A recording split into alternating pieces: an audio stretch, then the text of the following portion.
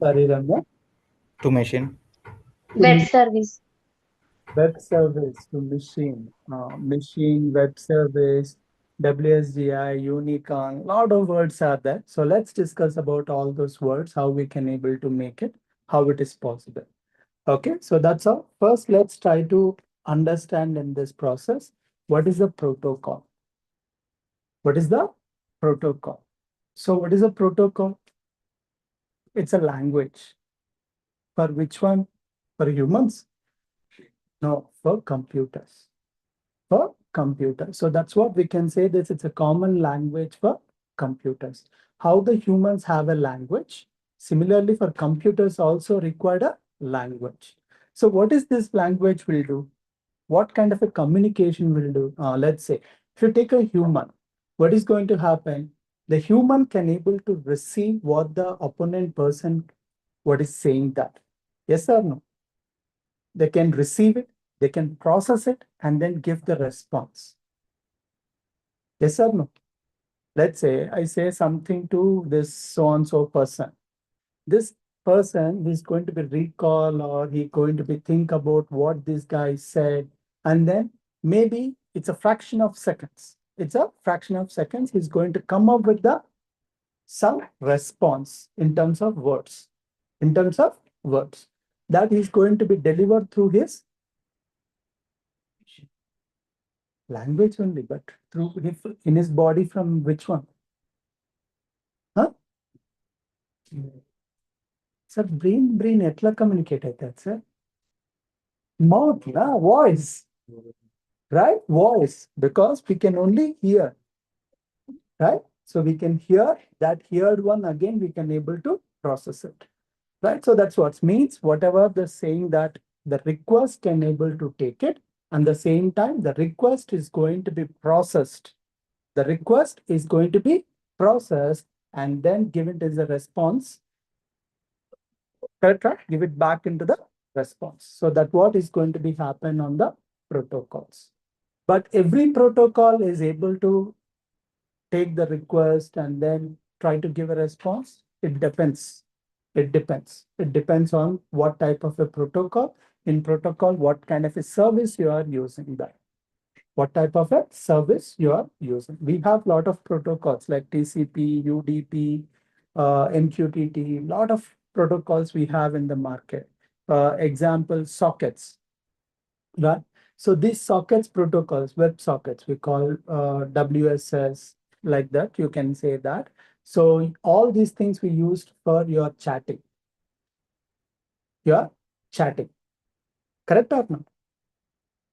Ever, if you open the WhatsApp, the upper, like your girlfriend is trying to send a message, you need to be refresh your WhatsApp app? No, right? You don't need to be, correct or not? So means from the server or from the machine, it is going to be reach your message, your client mobile, it is happening. So that way, so it's not only a one-way communication, two-way communication also we can able to establish it by using this such a kind of a protocol. So each protocol have a different type of it, right? So that's what I'm saying, that it's going to have set of rules for what formatting and processing the data. It's a set of rules, correct? Every protocol is going to have a rules. Let's say we know that some people can't able to hear. So there's sign language. We call them as sign language. So sign language also, they have some rules, right? You have to use the hands, how to use it. Every word is going to be how it will be. Even in our, like when we are speaking also based on Telugu have certain rules, English have a certain rules, Hindi have certain rules, Tamil and Kannada, everything have a certain rules, right? So for which one? For formatting and processing. For formatting and processing, same thing. This protocol is going to be helpful for the computer's language. So different protocols for different types of processing, different types of processing. So that's how I'm not going into all the processing here. So now let's discuss about it. What is a HTTP? What is a HTTP? So HTTP means hypertext transfer protocol, right? So this is one of the protocols model service, right? So how it is, let's see this. Let's say if you take any mobile, web, or desktop, or your TV, right? Browsers will be there, correct? So what the browsers mean, what the browsers will do, sir, what the browsers will do. Sir, I don't know, sir. Just kind of the URL, paste it or type it and enter, it will going to come website. They Correct? browse the data. Whenever the trying to search anything, it helps us to get the data from the database or some other place. Yes, sir. That we call them as search engine. I'm not talking about the search engine. Browsers are not search engine. Act as an interface between uh, user and the servers. Let her. Okay, browsers will going to do what, madam? They are just a medium uh, to take the request and fetch the data from whatever center or server and give it back. What you're saying. Can I ask you one more thing? So browsers only will do that to work for the websites. Don't we have another medium? What are that? Sir, you said like this. Tell me, sir.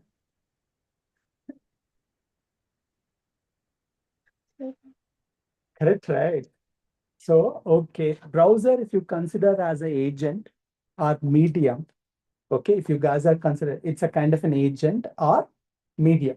Agent means you guys knows it what it is, right? What the agents will do? Mediators, correct, right? Or brokers, correct, right? What they will do. Same thing here, browsers also. If you are thinking will do the same thing, then don't we have any other than the browsers, don't we have another mediums or another agents? There or no? No? Yes. Apps. Huh? Sorry? Sorry, sir. No, no, But nothing. anyone? Which applications? Tell me, sir. I like that concept, but which application?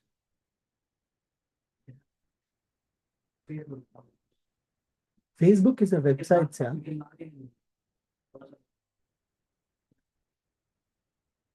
I didn't get you. So your answer also you're not able to. Let me give this. How this ISPs will work. Okay. How this internets will work. ISP means internet service provider. So we have Airtel, correct, right? We have Geo, Hathway, whatever, right? Everyone's have different on your home. So what is your router will do? So first, our request will going to be sent it to the router, right? Whatever you wanted through the URL, through the URL. So this URL is going to be converted into an IP address based on the domain, by using the technology called DNS, right? So it will going to be convert and it is going to be send that request to the respective machine, remote machine or remote server, whatever you can say this. So there is a meaning is there why the machine we call them as when we need to call the machine, when we need to call it as a server. So server means both the sides. It has to take the request and it has to give the response. In this scenario, we are going to call it as server. So now the server is going to take it and then return back to here. Correct, right? So that is the process. Anyone can understand the flow, generic flow. Anyone had a doubt on this? No, right? That is a clear, right? Yes. Good. But what the browsers will do? So here it is, what is happening, whatever we wanted to be call it or to do this, we call them as curl by using the software or package, which is called as curl. So this is a browser, what you are seeing that is a GUI browser, GUI software, a GUI desktop application. What it is going to do, it is going to be curl your request to the server. Curl your request to the server, right? And whatever it is given the response in the form of HTML, CSS, JavaScript. These we call them as static languages. It is going to be rendered according to the styles, according to the animations. So browsers have only the ability of rendering the which languages? HTML, CSS, JavaScript. So these three languages, it is going to be rendered. And then according to this, it is apply the colors, animations. When you click on the button, do something. That's a JavaScript. All the stuff, it is happened by the browser, right? So browser is not only going to be get the data from the server, it is even observe the events. Observe the events, what the human is doing or your cursor what your cursor is doing by using the scroller. If you scroll means it is going to be scroll down. Yes or no? And when you click on the button, it is going to be click on it. And then accordingly, it will change the widget or the element of area. It is going to be changes. Correct, right? That's totally how it is defined or in the program side, how they written. Accordingly, it is going to be behave that. Correct, right? So now you can tell me browsers is what it will do. Browsers will going to be get the response from the servers in the form of HTML, CSS, JavaScript. If the data will come in that format only, it will be rendered. It will going to be rendered. Otherwise, it will not going to. It will going to be look like a text. It's look like a text or JSON or XML, whatever. It might be have a different, but it cannot able to render such a type of it.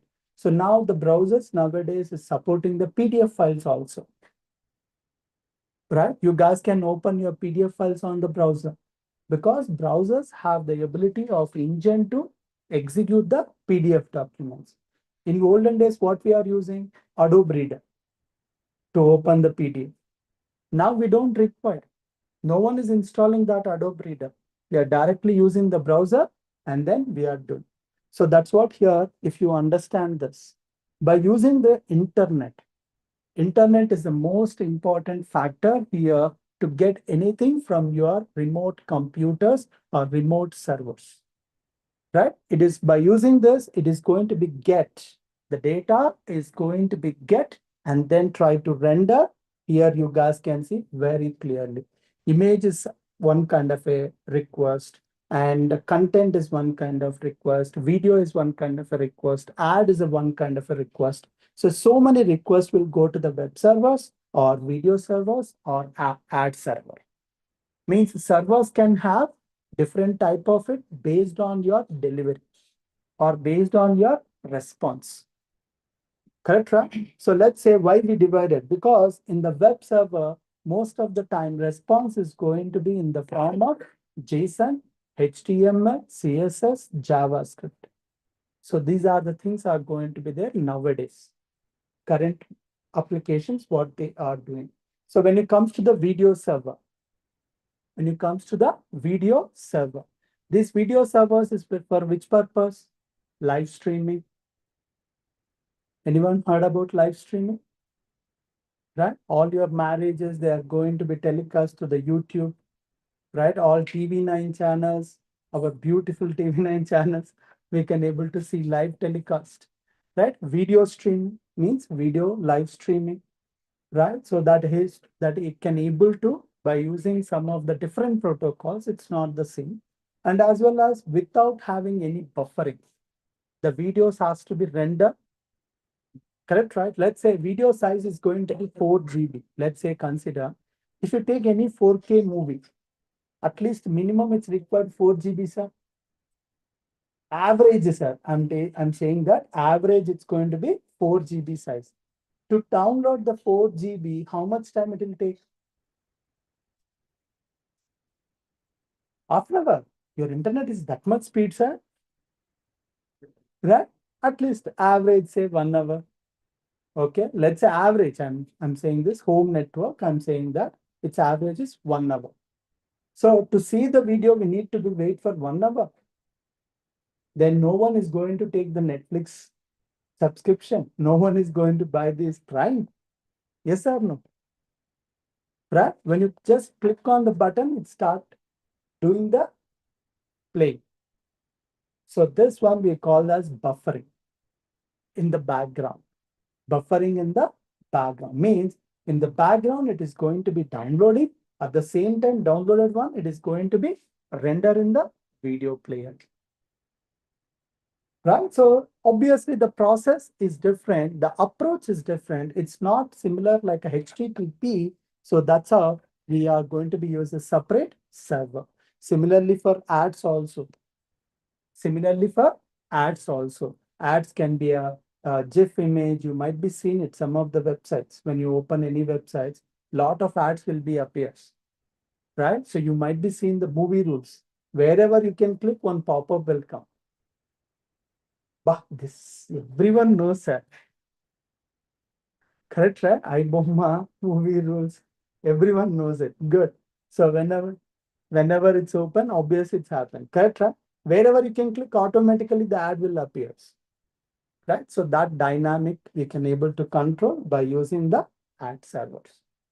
Right? So obviously the approach and protocol is going to be different. Right? But I'm not going to those kind of a protocols. Just I'm thinking about here to go with the, sir, could you please stop it, sir? Yeah. So I'm just going with the HTTP only. Right? So in this HTTP, it's very simple, sir. It is going to be send the request to the server, and then that server is able to process it, and processed data is going to be written back to that agent or client. Agent or client, right? In the form of response. That can be anything. That can be content type, can be HTML, CSS, JavaScript, JSON, XML, SOAP, SOAP, bath soap అయితే కాదు. It's not a bath soap, right? It's kind of a data format. Data format. Now, it is relevant for what we learn the protocol definition. It's going to have a set of rules for formatting and processing the data. So now protocols are softwares. Protocols are softwares which is going to be helping us to make our request to return as a response. Return as a response. That's right. So that we can able to say that. And obviously some of the websites, what they will do, especially social media websites, while you're sending the request itself, they will going to be encrypted. It's going to be encrypted.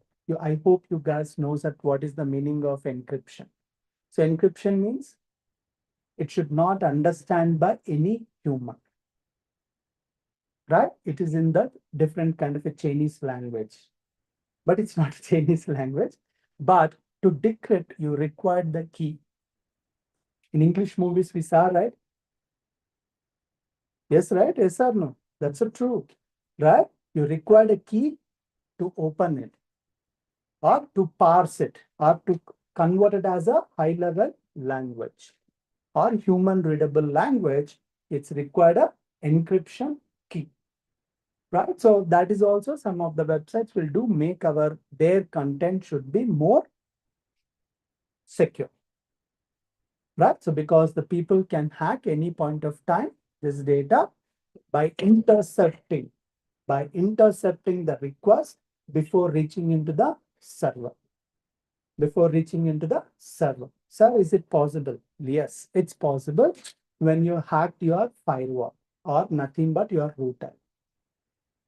When anyone hacked your router, so people can intercept the request also is going to be sent to this another instance or another computer. You can redirect that. You can redirect that. So that have a feasibility because that is all comes under networking concept. Networking concept. End of the day, I just tell you, right, the previous, like just 10 minutes back, our request first will goes to the router, not the server. The router has to send our request to the server. Now, if anyone hacked your router, they hacked your entire home or your entire laptop. Whatever you wanted to be sent or whenever you connected to that router, we can able to receive that data, we can manage it and we can respond to that also, right? That routes we can able to set it up. Example, best example, some of the websites, if you type one of the URL, it is going to be redirected to another URL. Yes or no? The request rather than if you send to one URL, but is redirected to another URL. Means in the program side itself, how we can able to achieve it in the similarly on the router side also, we can redirect our request to another servers by changing the DNS configuration. Right? So that way we can able to do this. So just giving an idea about it, how this is going to be works. I hope it is going to be help you.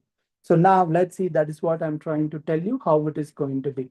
So the first thing is a method. We can call them as the method is get. Here a lot of HTTP methods are there.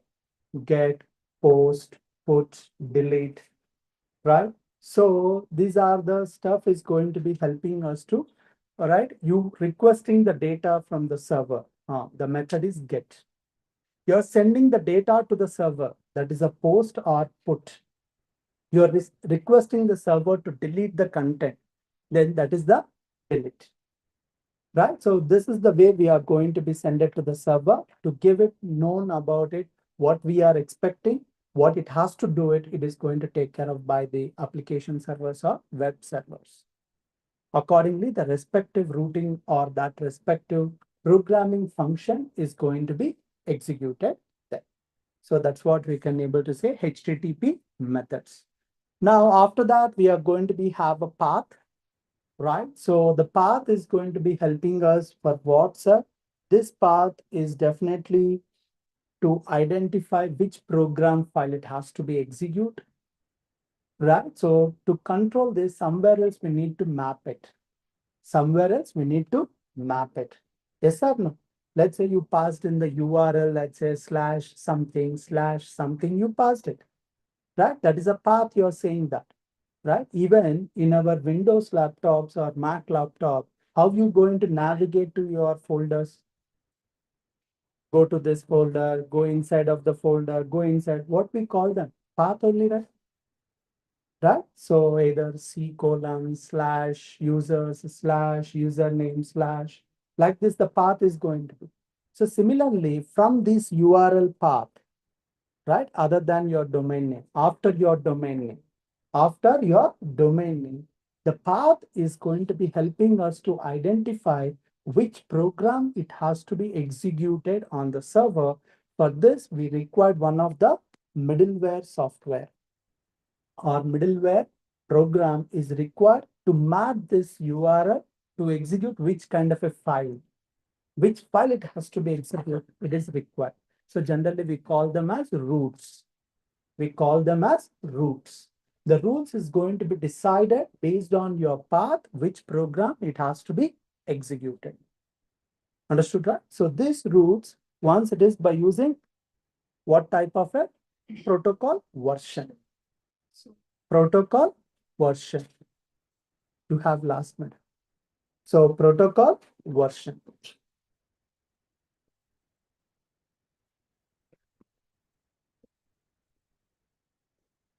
So by using this protocol version, it can be 1.1 or 2 or 3. Obviously, there is an advanced whenever say the version changes. Yes or no? Correct, right? Version changes means you have like a lot of softwares you might be seeing it. Let's take a Photoshop. You guys, rather than what we are learning, you guys knows Photoshop very well. Correct, right? So let's take a Photoshop. Let's say for Photoshop, every year version will change.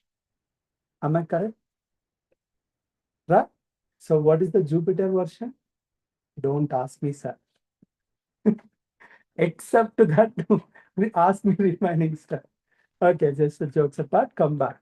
So obviously, when the version changes, features will changes, more features will be added, and the faster. Obviously, every year our compute power will increase. So where the 2 GB, Now where the 8 GB? Remember, I remember in my 2009 when I was learning the BTech at that time, computer 2 GB. Wow, 2 GB. Computers with 2 GB. Intel Core Duo processor. Anyone remember those words? Core 2 Duo. Wow, Core 2 Duo at that time. Now, i3, yeah. i5 only, yeah. Like this, it came into that because our compute powers has been changing, it's increasing, and even our RAMs, that's we call them as compute power. Compute power, it's purely depends on your processor and RAM. So storage, it's nothing but I don't need to tell. Obviously, storages are helping for us to speeding your data. So that's how HDD, SSD, we use the word. My computer doesn't have a SSD. That's how processing is going to be little slow because our data, whichever stored on the hard disk, it has to be find out. It has to be find out where it is located on the memory location. Find out and then get it, and then it has to be processed. So that's how it is going to be taken. So every year, how the compute power is increasing, similarly, the versions also making like utilize that compute power accordingly, it is going to be useful. So currently, the latest version of HTTP is 3. HTTP 3. So, but no one is using. So because lot of issues are there, it's not at stable. It is in the beta mode. So the people currently is using HTTP 2. The protocol version is HTTP 2.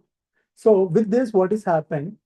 On your browser at a time, I can able to request the server right parallelly 10 to 20 requests at a time. If you load any website or anything, it's required at least 100 requests has to go to the server. 100 requests has to go to the server. Sir, how can we know that? Can we see that? Yes or no? No, we can't see. Let's see that.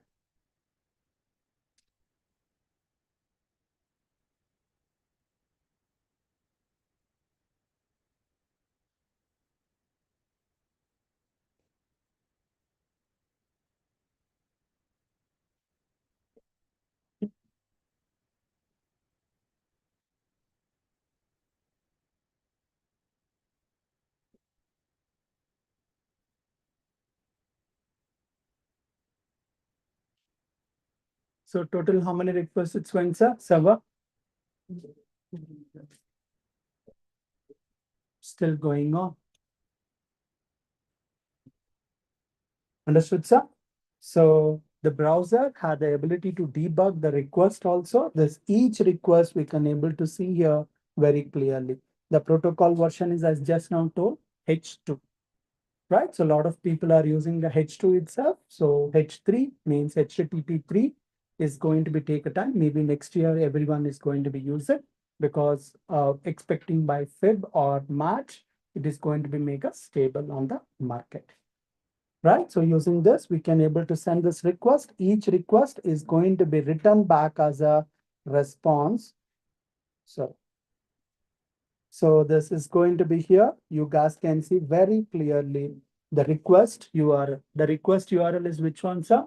https://sedlan.com has been converted into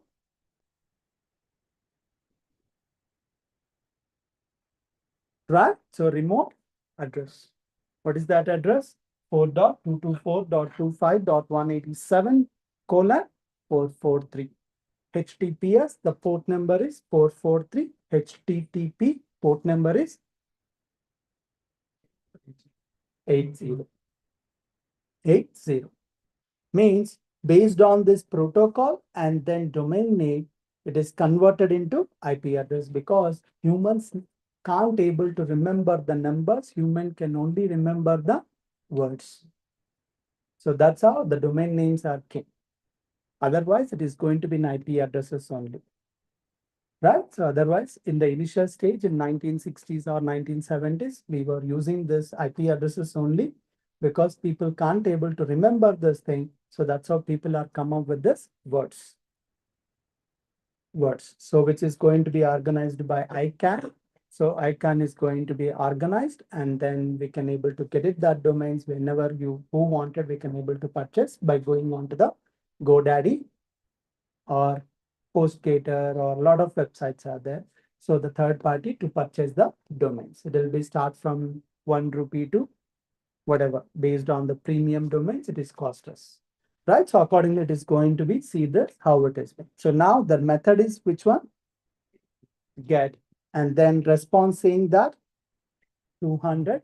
Okay. Green color means I don't have any issue. I received this response in the form of WhatsApp HTML code. HTML code. Each request will be like this only, sir.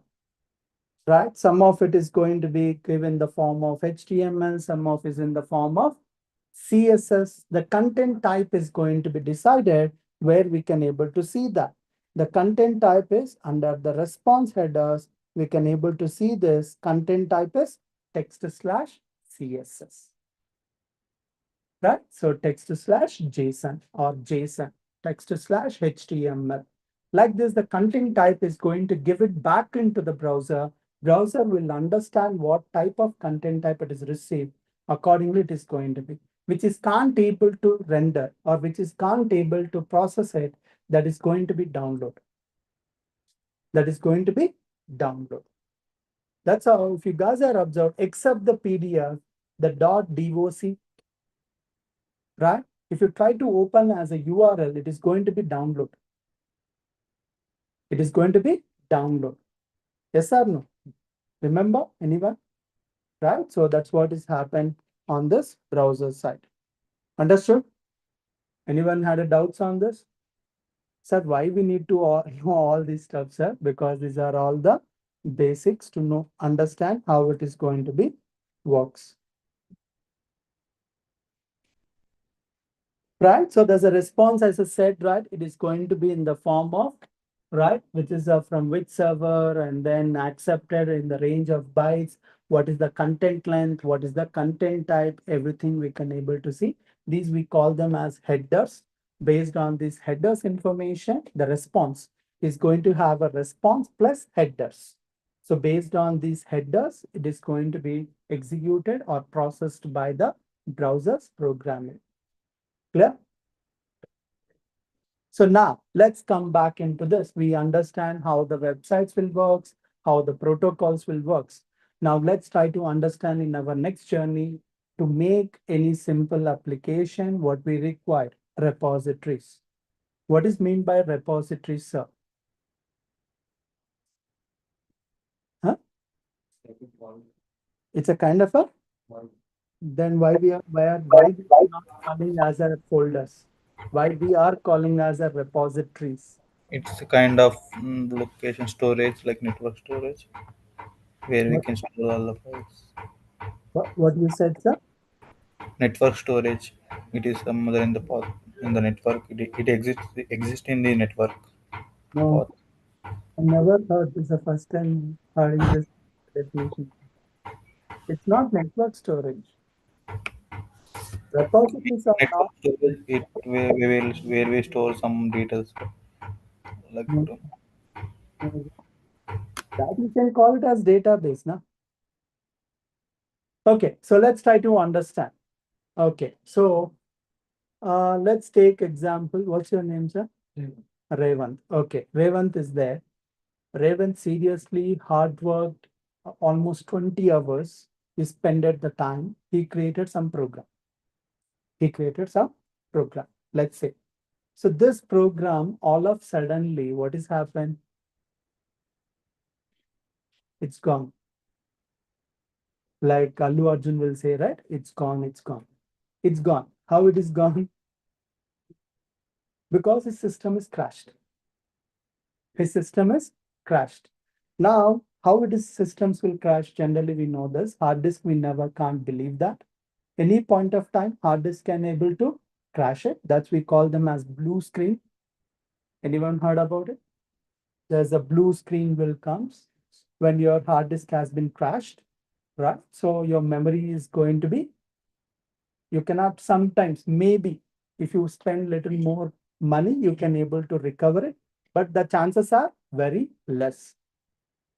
Even if you use the recovery tools and all the stuff, it is going to take hours and hours.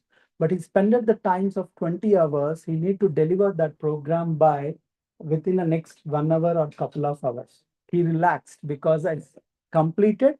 Let's go for chai. He went and then he drank the chai and then come back. His system is crashed. Then what is going to do?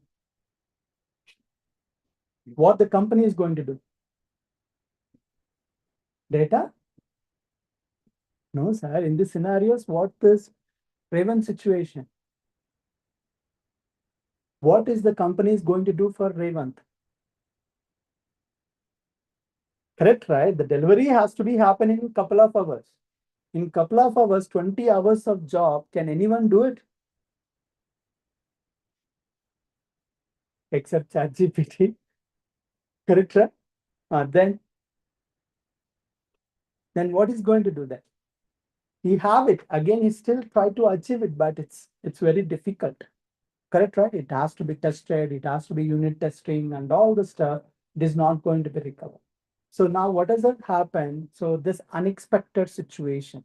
So this is a very common for our computers. We cannot able to trust the computers. First thing is we cannot able to trust the computers.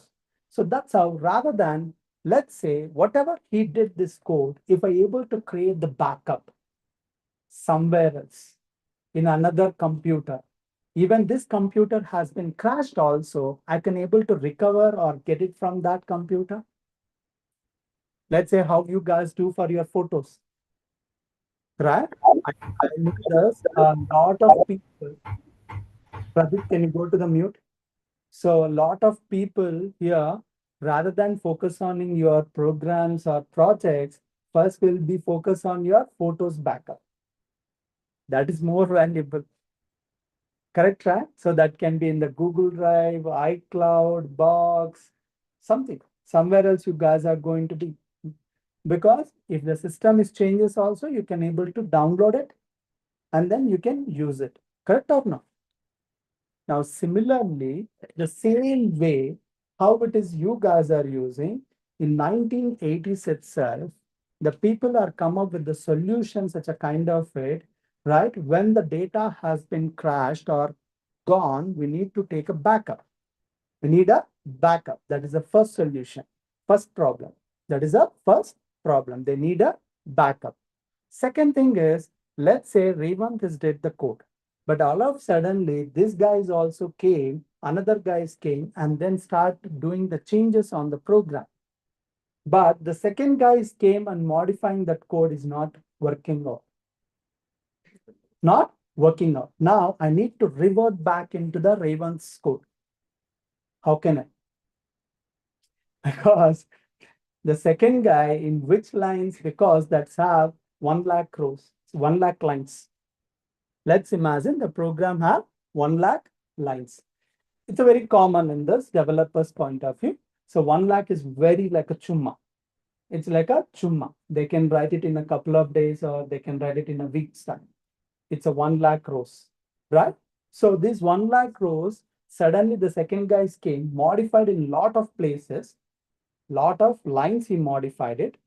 Now it is not working out. Now, because it is not working out, what I need to do? As a manager or company owner, what I'm going to say, your solution is not working. Let's use this Ravens one itself, present now. Let's use the Ravens one to working out or to demo something. Correct? Yes or no? That's a wise decision, right? Now, how can I do that? Because the second guy can't remember. And then first guy to give him also, the Ravens also to find out his changes also very, very difficult. Means when you're coming into the collaboration on the same file or same programming or different files is causing a lot of issues because humans are not the same. Humans are not the same. Humans are not robots, correct, right? Humans has always these resources are conflict persons. right? Everyone have a different type of an approach. Everyone have a different style of coding. Everyone have a different set of mindset. So that's how this is causing another issue for them in organizations when they wanted to roll back to find out or to do this, there is no option. This is a second option. This is a second problem. Third problem. Let's say I hired this guy, I'm paying every year 1 CR, means 1 crore, but I don't know what is this guy's doing. Am I correct? How can I monitor this guy? How many lines of code he written? I said I'm writing, but how many lines of code you written? For writing 1 line of code, I need to pay 1 CR, right? So how can I monitor this guy? Really this guy did it or another guy did it, there is no track. Who developed this source code? I don't have a track, right? This is not about this person, about the team also. Let's say the another guy said, I did this, I developed this, but this guy is taking up my credit.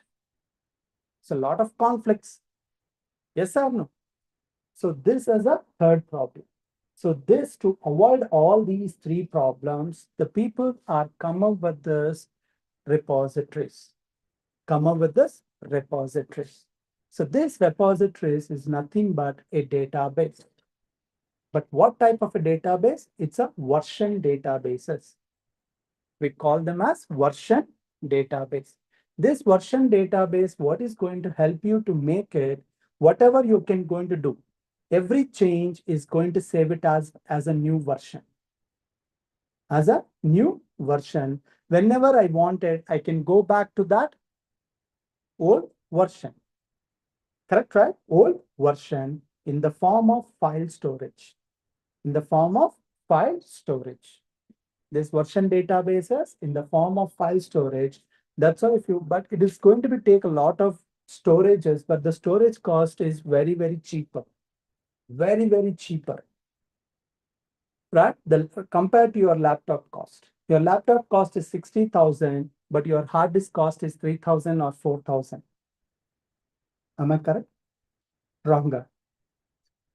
Average price is 3,000 or 4,000. Correct, right? Very cheaper. Very, very cheaper.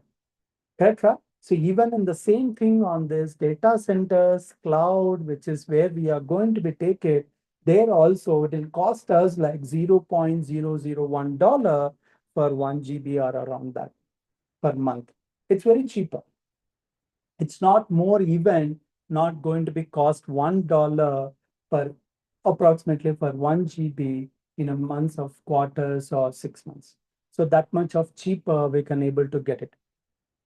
Right? So, but you can say that, sir, Google, they are charging me 99 rupees for 20 GB or 30 GB. You can say that. But that's a service provider. Obviously, B2C is a retail price, but when it comes to this service point of view in the cloud, we can able to get very cheaper. So that's what is going to be happen. So that's how people are come up with the solution in 1980s with the repositories. It's going to make your work is become an easy and also make them to work according to this requirements and also helping them to track the people, what they are doing, how they are doing, really how many code changes they did it, right? All those stuff, it is come up with that. So it's purely for developers. It's purely for developers. But people started reusing, done lot of experiments in 1990s. 1990s or 2000 early time, the Linux community come up with the most advanced version of database. We call them as DVCS, Distributed Version Control System, because that is also very conflict story is there in 1998 and because of the type, because it's a community, right? It's a community means it's a free. Linux community is a free open source. I hope you guys knows about it. Linux means open source, correct, right? So what they developing the software or OS, what the people they are giving to the freely to the people. So some of the companies had a conflict with this. They are not supporting this version control. they get back, like they are step out of this for giving the help to this community.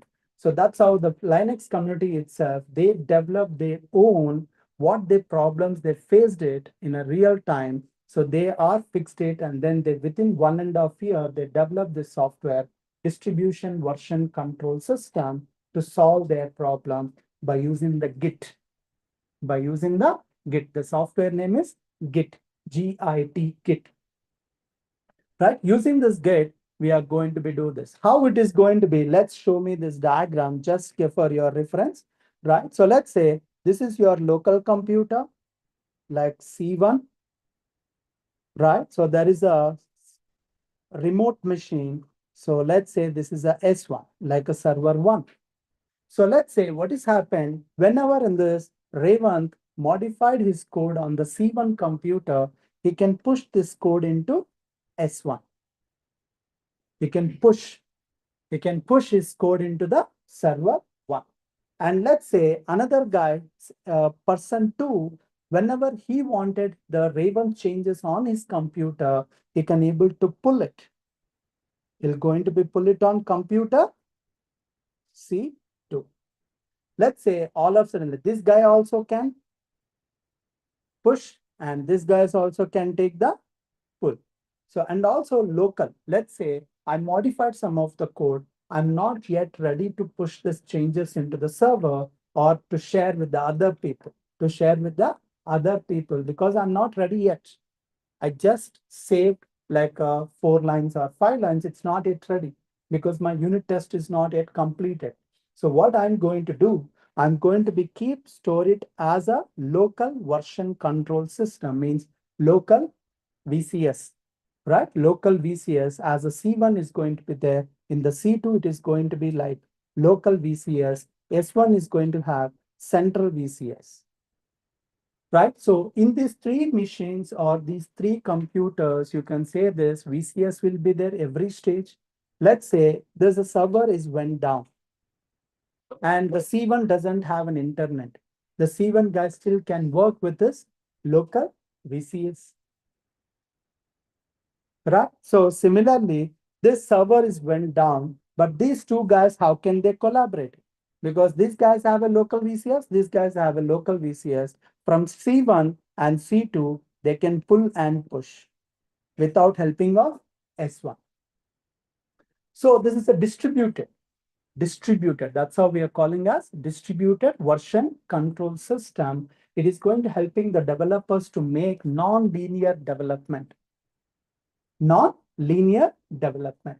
So this non-linear development means I can work one thing, this guy work on one thing, that guy work on another thing. Right? It's not a linear. Linear means once it's finished, go to the second, go to the next. That is a linear. Right? But here, non-linear. It is going to be support like n number of it with the help of branches.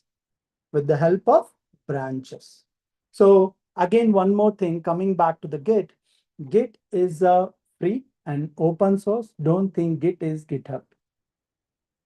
I know your mindsets. Git means it's not a GitHub.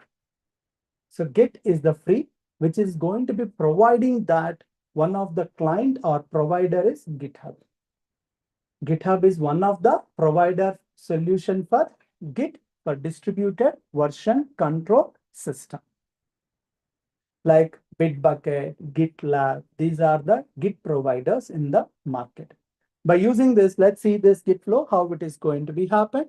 So let's say here we have created one of the feature branch called master. Right? So from the master, let's say we have one of the branches called master will be there. From the master, people are going to be created the feature branch from the master, and then they are going to be modify the changes, means they are going to be committed, and then submit the pull request to master again. To master again, when it's given, the reviewer, code reviewer, or the team lead, they are going to be see this, what the developer did it, how did it, why he did it. Every discussion they are going to do for every commit. Right? Why you modified, why you written like this.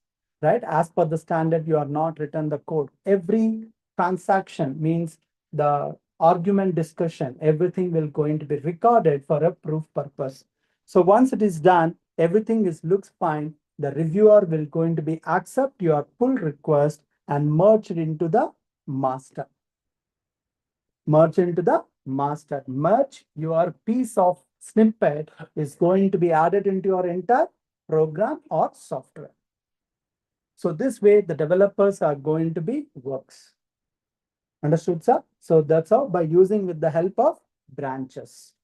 With the help of branches, we have so much. If you guys can go more depth on this, if you want like fork, fork, fork, tags. So some concepts are there on the Git.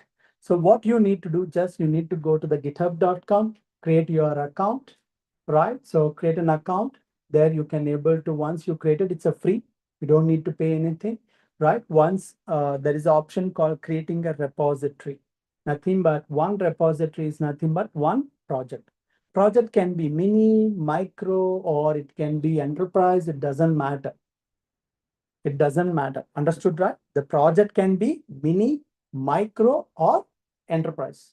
Enterprise means it's a huge, it's a big, right? So it can anything, right? But every project, we are going to keep it as a repository. So based on the environments, obviously, there's going to have a 4 environments generally, right? So which is dev, SIT, UAT, and production, right? So sometimes it's going to be changes project to project and companies to company. The company can't able to bear these many environments.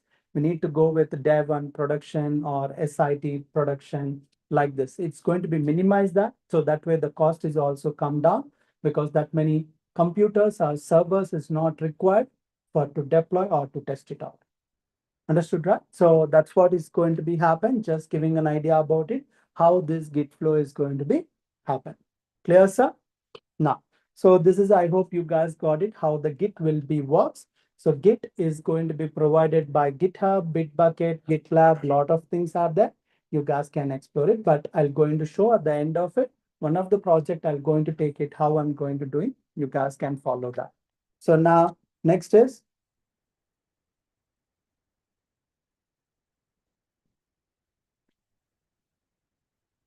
so now, once it is done, deployment. So let's see this. Sir, why you bring this deployment? We doesn't know what is the Flask. We doesn't know yet anything. So because I wanted to show this, how the deployment for this, what are the required is there. I'm just trying to showing on that server side. On the server side, we discussed everything on the client side, means browser, HTTP, all the stuff. Now let's discuss about it to deployment on the server side. What are the things are required? What are those? How to do this? Also, we're going to be discussed this thing. So let's see here. What is we have?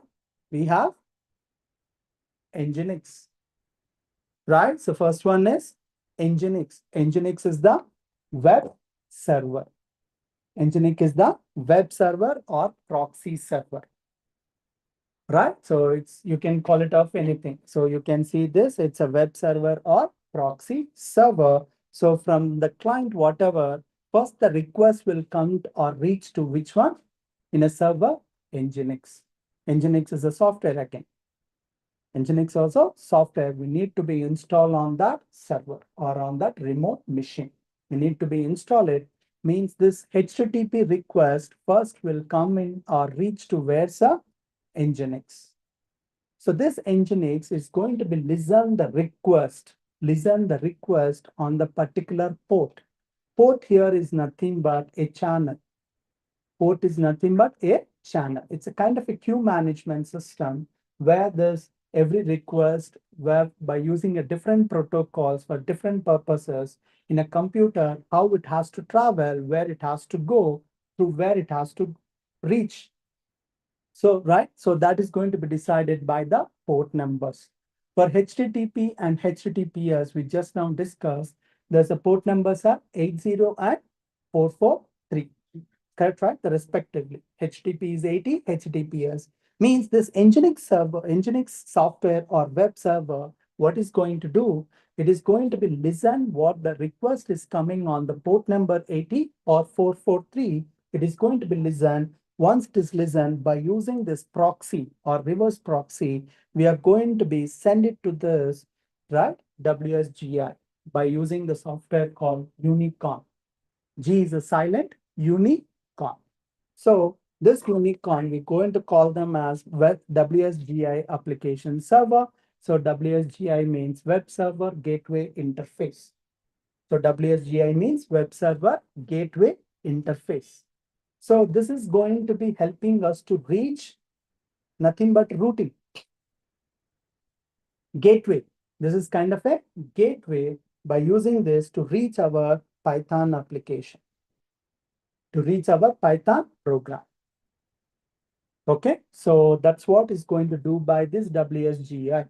So this gateway interface, because Python doesn't have inbuilt WSGI, but some of this, you can say frameworks or some of the applications are inbuilt, means some of the programming languages like a Java, .NET, Node.js, such a kind of have it, but Unicorn doesn't have it. So that's how we are using this WSGI to reach to this, our Python framework or Python micro framework with the help of Flask, right? So now what we need to do on the server side, we need to set up the Nginx, we need to set up the Unicorn, and as well as we need to set up our Flask application. Then once it is executed, the response is going to be come to this Unicorn, from the Unicorn to Nginx, and Nginx to client.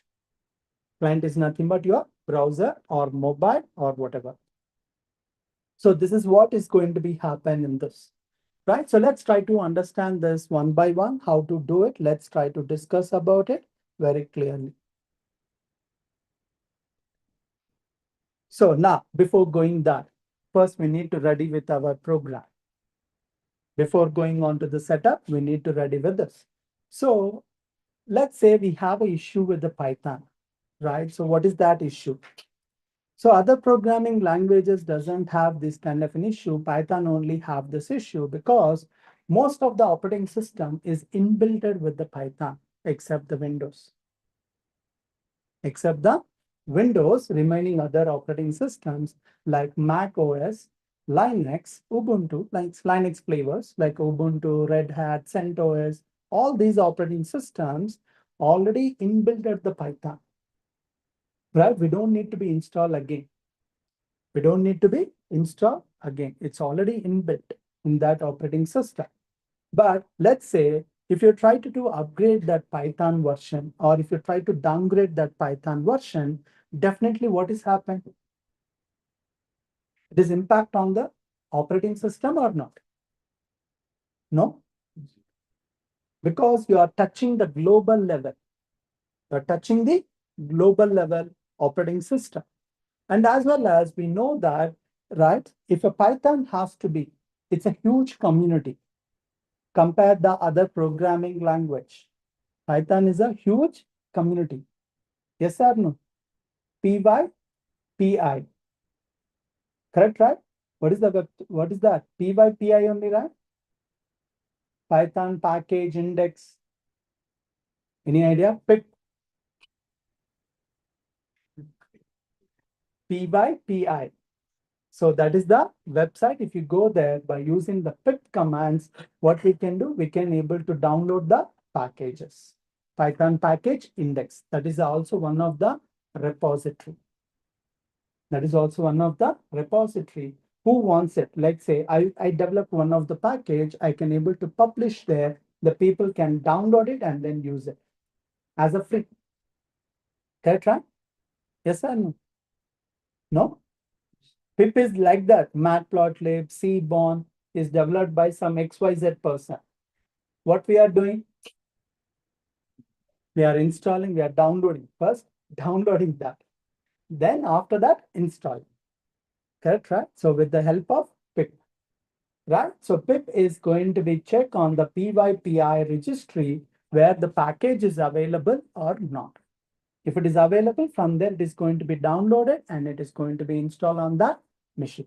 So let's say I wanted to be develop multiple projects in my computer. When I'm doing that, Obviously, this is a Python version for this project. I'm using Python 2.7. Another one have Python 3.9. Another one is Python 4, right? It's a different versions. And as well as every package also, versions package also support that type of a Python version only. So this is a conflict again. If I'm trying to do on the global level, if I try to install this by using the pet, it is going to be impact for other projects. So that's how we are going to be created the virtual environment, which is nothing but isolated, which is nothing but isolated environment. Isolated means a container as a single container, as a single box. It's going to be concepts. Let's say in this diagram, you guys can understand here, what is that? Virtual environment one means project one and project two. And here I can see this Python 3.9.1. And then in this third party libraries, it's going to be in a single isolated environment. Means in a single computer, I can have a multiple project. The project can have a multiple environments, or each project can have a different environments with a different Python version, and as well as different third-party packages with the same version or different versions. The permutation combinations you can able to, how you want it, you can able to do this. So that much of flexibility you're going to be received by using this virtual environments. So that's how, if I wanted to be do anything on the Python, we are going to be use it which one? Virtual environment. So by using this, we are going to be created environments. So let's start think how we can do this. For this, let me show you how it is going to be.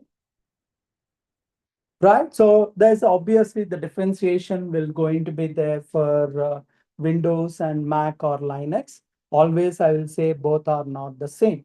How the Balakrishna will say both are not the same. Similarly here also Windows, Mac, Linux are obviously both are two different stuffs. So here to make it, we are going to be use it nowadays, not a Python. Python is gone. Most of the operating system have the keyword is Python 3. Python 3. So that's how Python 3. What is that? First, we need to be Python 3 minus M or dash M. M means module. This is the option we call it as. After that, we need to be mentioned that module name is VENV. VENV to create a virtual environment. For that, you can give any name here. The virtual environment name, you can keep anything. So we can use the same name also. So some people use .env, some people use .venv, some people venv or project name, right? So how they want it, they can customize it. Means in the last argument on the command, we can go into be use it. Which one? Customize name. Customize name with the dot or without dot, how you want it to be. Most of the time we will use with the dot because dot means what is that? Ignored data or ignored file or ignored folder. I hope you guys knows it, right? In Windows also, if you click on the hidden files will be there. Anyone knows about it, right? So if you try to like enable that hidden files, most of the files with the dot, right? So that what we can able to do this. Once it is done, to activate that virtual environment, we need to use this command ./venv/scripts/activate. Here we are going to be use the forward slash. On Windows, we are going to be use the forward slashes to change the path. So here it is dot. This is a relative path. So ./venv/scripts. S is a capital /activate. But when it comes to the Mac or Linux, it is going to be a little different.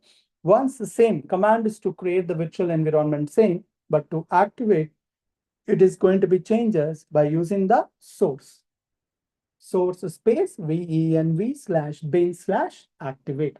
Because obviously the format of this operating system is both is going to be different, but Mac is also the flavor on top of Unix, right? So Unix, based on the Unix, Mac has been developed, Mac OS has been developed. So that's how the Linux, how it is going to behave, Mac also is going to behave in the same manner. But the Windows is totally different. So here, that's how we are going to have differently. And once it is done, once we activated the virtual environment, we need to be install all the required dependencies or third-party packages, correct? Right?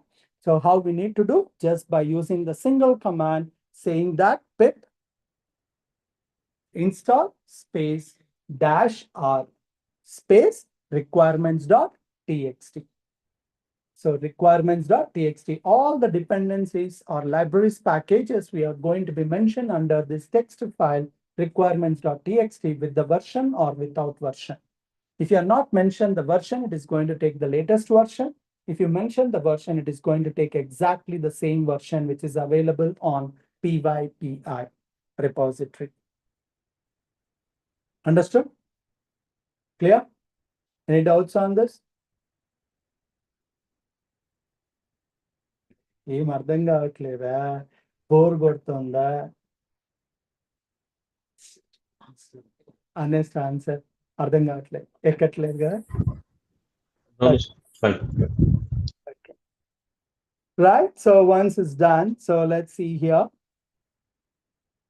Right. So then coming on to the unicorn. So it is ready. The third part is installed and everything is ready. Now let's try to understand this unicorn. So which is nothing but we just discussed about WSGI. WSGI Web Server Gateway Interface.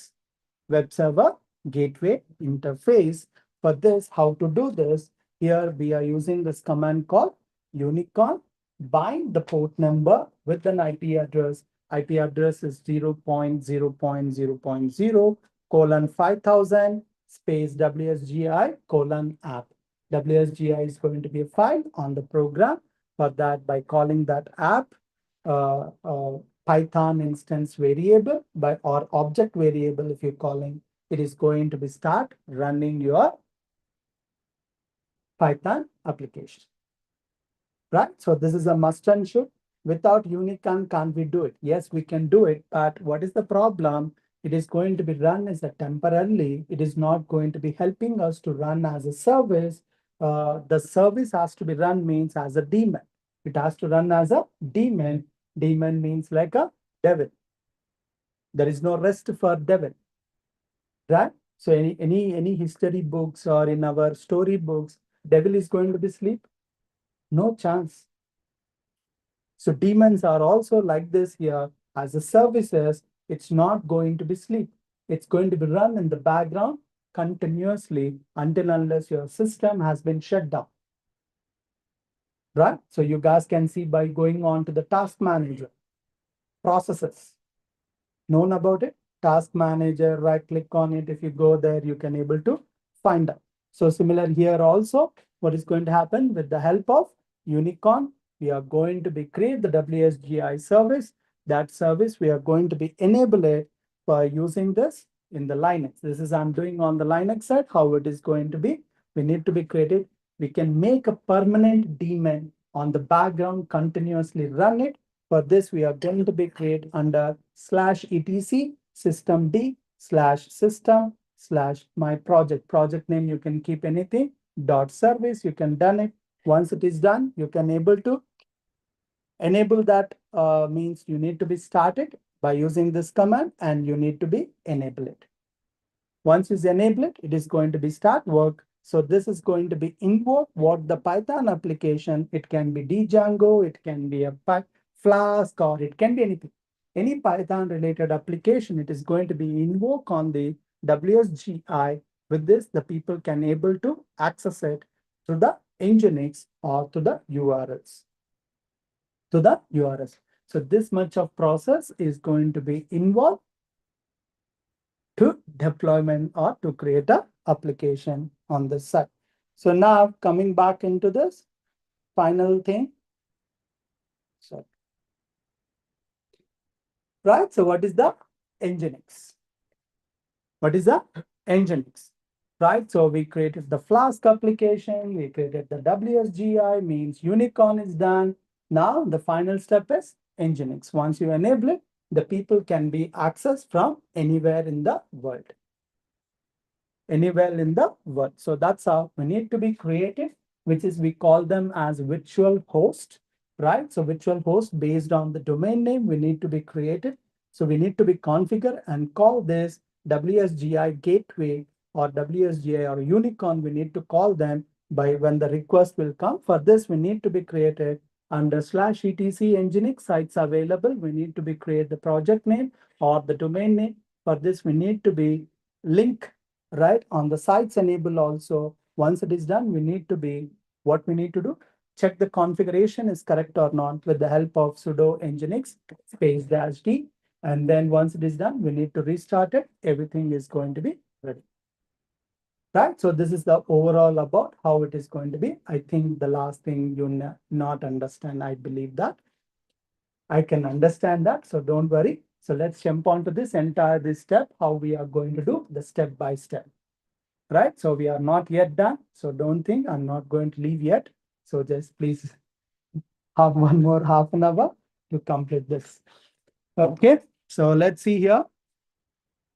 Let me take here one of it, right? So there's a Python application I created. I opened everything on the VS Code.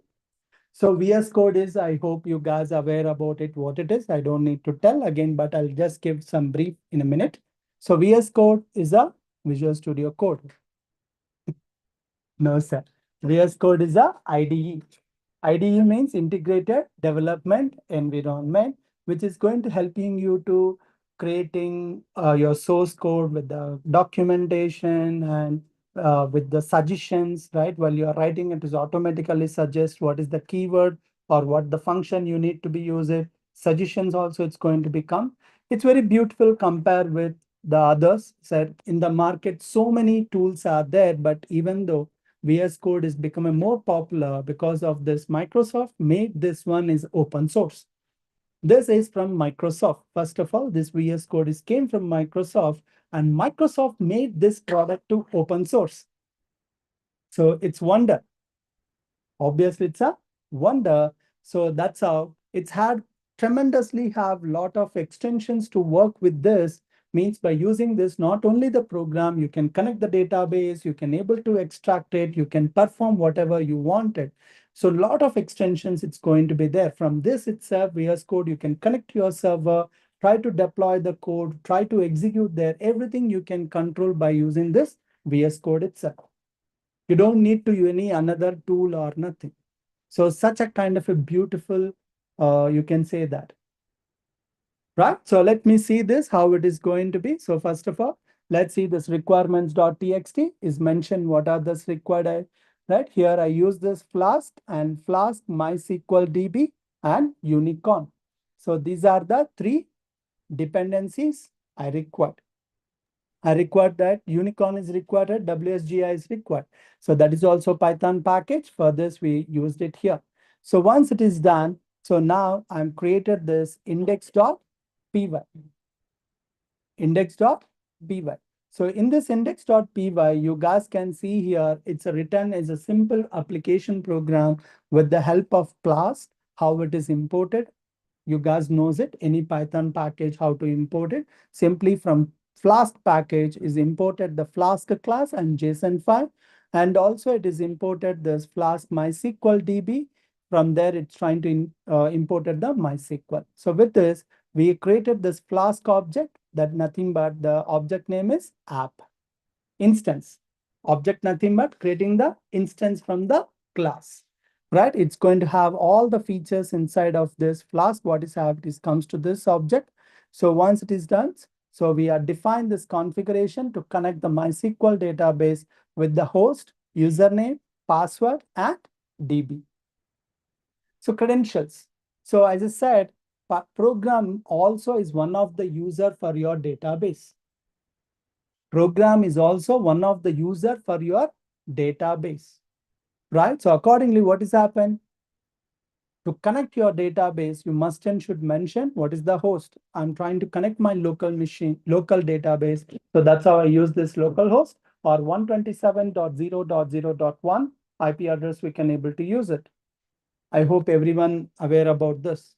And next thing is MySQL username is root, and then password is Correct, right? 1, 2, 3, 4, whatever the password it is. And now the database name is layers. Now, once it is done, the configuration is trying to give it to the MySQL instance or MySQL class. We passed this, the Flask application instance, we passed it and created this another instance, MySQL object.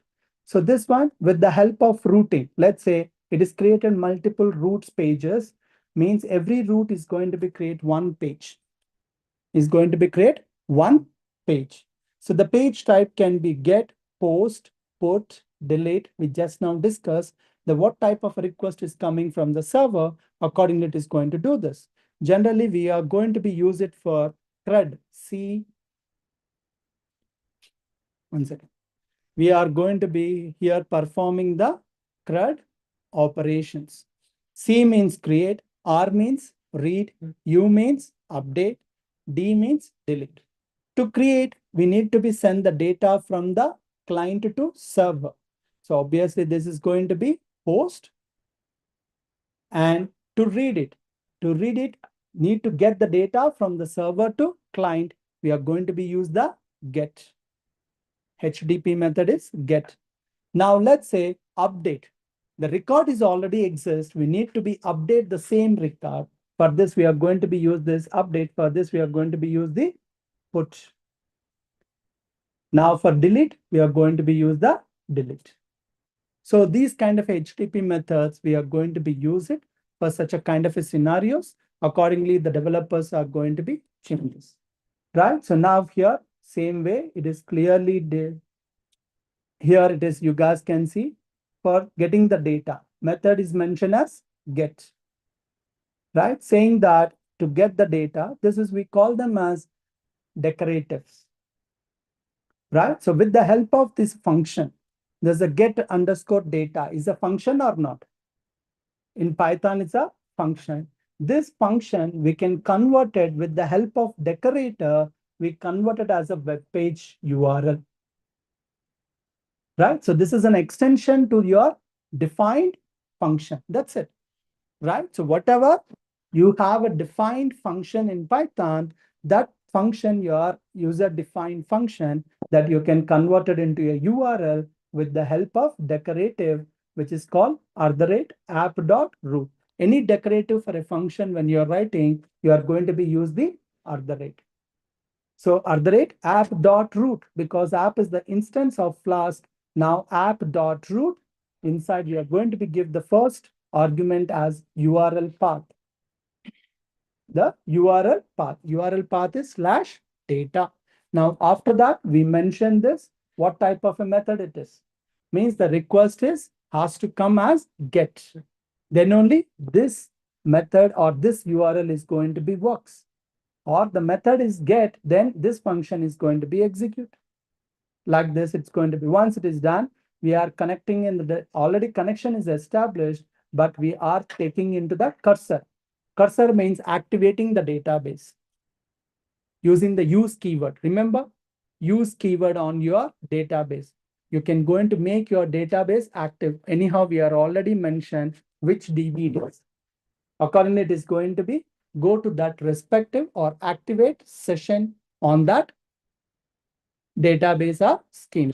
Once it is done, you can able to execute your SQL statement. Execute your SQL statement. Whatever you executed, try to fetch that all information and try to close it and then return as JSON. Return as JSON. What is meant by JSON? It's nothing but key and value. Key and value. Generally, it is going to be like the square bracket. It's a multiple. Fetch all means multiple records is going to be, obviously, it is going to be as a list, means a square bracket. Inside, you can going to have object, or else it is going to be have again the square bracket. How you want it, it is going to be JSON have that flexibility. It is going to be get it that. So once it is done, so everywhere, so you guys can see this for data, how we did it for to get that specific record. To get that specific record, we use the select star from table name where ID is equals to that particular ID. So what does that means? It is going to return only specific record from that table. Correct, right? From that table. Correct? Yes or no? So it is going to be get it. But for that, we need to be give it to this input to that. To the server, we need to mention, I want this record ID. Correct, right? We need to be pass it to the server, then only it can able to use it in the ID in this, it is going to be get the data. So that's how in this URL path, we are going to be pass it as a param slash data slash ID is in a what type of it? Integer. The data type is integer. Means the URL is going to be like slash data slash 100. Now the URL is going to be example.com slash data slash 100. This 100, it is going to be use it on that particular table name, which rows contains the ID value is 100. That record value it is going to becomes. Best example, if you go to this Amazon, on the Amazon, you're going to see the list of products. Correct, right? Once you click on any product, it is going to be URL like amazon.com slash product slash product reference number or product slug name. Product slug name. With that, in the server side, it is going to be get from the product table. From the product table, it is going to be identified which row it is with that reference number. If it is exist, it is going to be written back that information. It is going to be rendered on that HTML. So that way it is going to be happen in this segment. Now, similarly, these are the get type of it. Another one is post. We just now discussed the post is going to use to for creating the data. So here you can able to send this data information. You can able to insert the data according to your table schema, right? So whatever, but in the form of data, how it will become, sir? Data is going to become as a payload, which is from the forms. Websites is going to have a forms. Do you guys knows about it? Login form, sign up form. Correct, right? You need to give an input. By using this form, that data will go into the server either in the request as a form of post or put. Post or put. So if you send that, data is going to be transferred to the server more securely rather than the get. So that data is going to be processed. But problem, why can't we send in the get? We can able to set, but the problem, the URL limit, the URL length limit. Whatever we have, the browser URL limit have an issue. So that's how the people are come up with the solution on the HTTP by using the post. Here you don't have any limit. You can increase how much you want it. But browser side, you can't able to increase it. So post means is nothing but uploading the data to the server kind of it. So that data you can able to send it directly, that we can use it, we can create a record. So similarly, the put, in this put, not only receiving the data as a payload, by using the form data, it is going to be received which record it has to be updated. Which record it has to be update. Yes or no? Update, right? Which record we need to be? How can you identify it? It's required some reference number, right? So that reference number, you can able to send it to the URL here. You can able to send it to the URL and which columns data you wanted to be update. That columns you can able to send it and then you can do it accordingly here. That's what here. Let's see. Update table name, set name is equals to and age is equals to where ID is equals to. So I hope you guys knows aware about this F string, how it will be works. Right? So once it is done, we are going to be commit the changes, right? Even on the inserting and update, we need to be commit the code, means commit the data, which is nothing but TCL. Literally, it is following the TCL. Means if you are not committed, it is look like it is executed, but it's not going to be changes on your database or in your table until unless it is committed. Until unless committed. It's a good feature, right? So because if something is error is arised, error is occurred, it is not going to be execute this commit. Obviously, no change on the database or table. Correct, right? So this is going to be help me a lot. So now once it is done, what we can going to see this, delete the data. Same thing, sir. Here we are going to be pass it. The type is a delete, so that we can able to do data slash int ID, so that we can able to connect it and then execute the query and again commit. Any data modification means commit will come. But for retrieval, there is no commit. So that's what you can see here. In this, there is no commit. Correct, right? There is no commit. Just you are reading. You are not modifying the data anything, or you are not modifying the object. So that's how you don't need to commit anything. So for reading, also not required. Understood, right? Only when the data changes, at that time you require the commit. Clear, sir? So this is how it is. So let's see this as per the steps what we discussed. Let me try to create that step by step. First, create the virtual environment. So let's use this Python 3 -m venv. I'm using .env.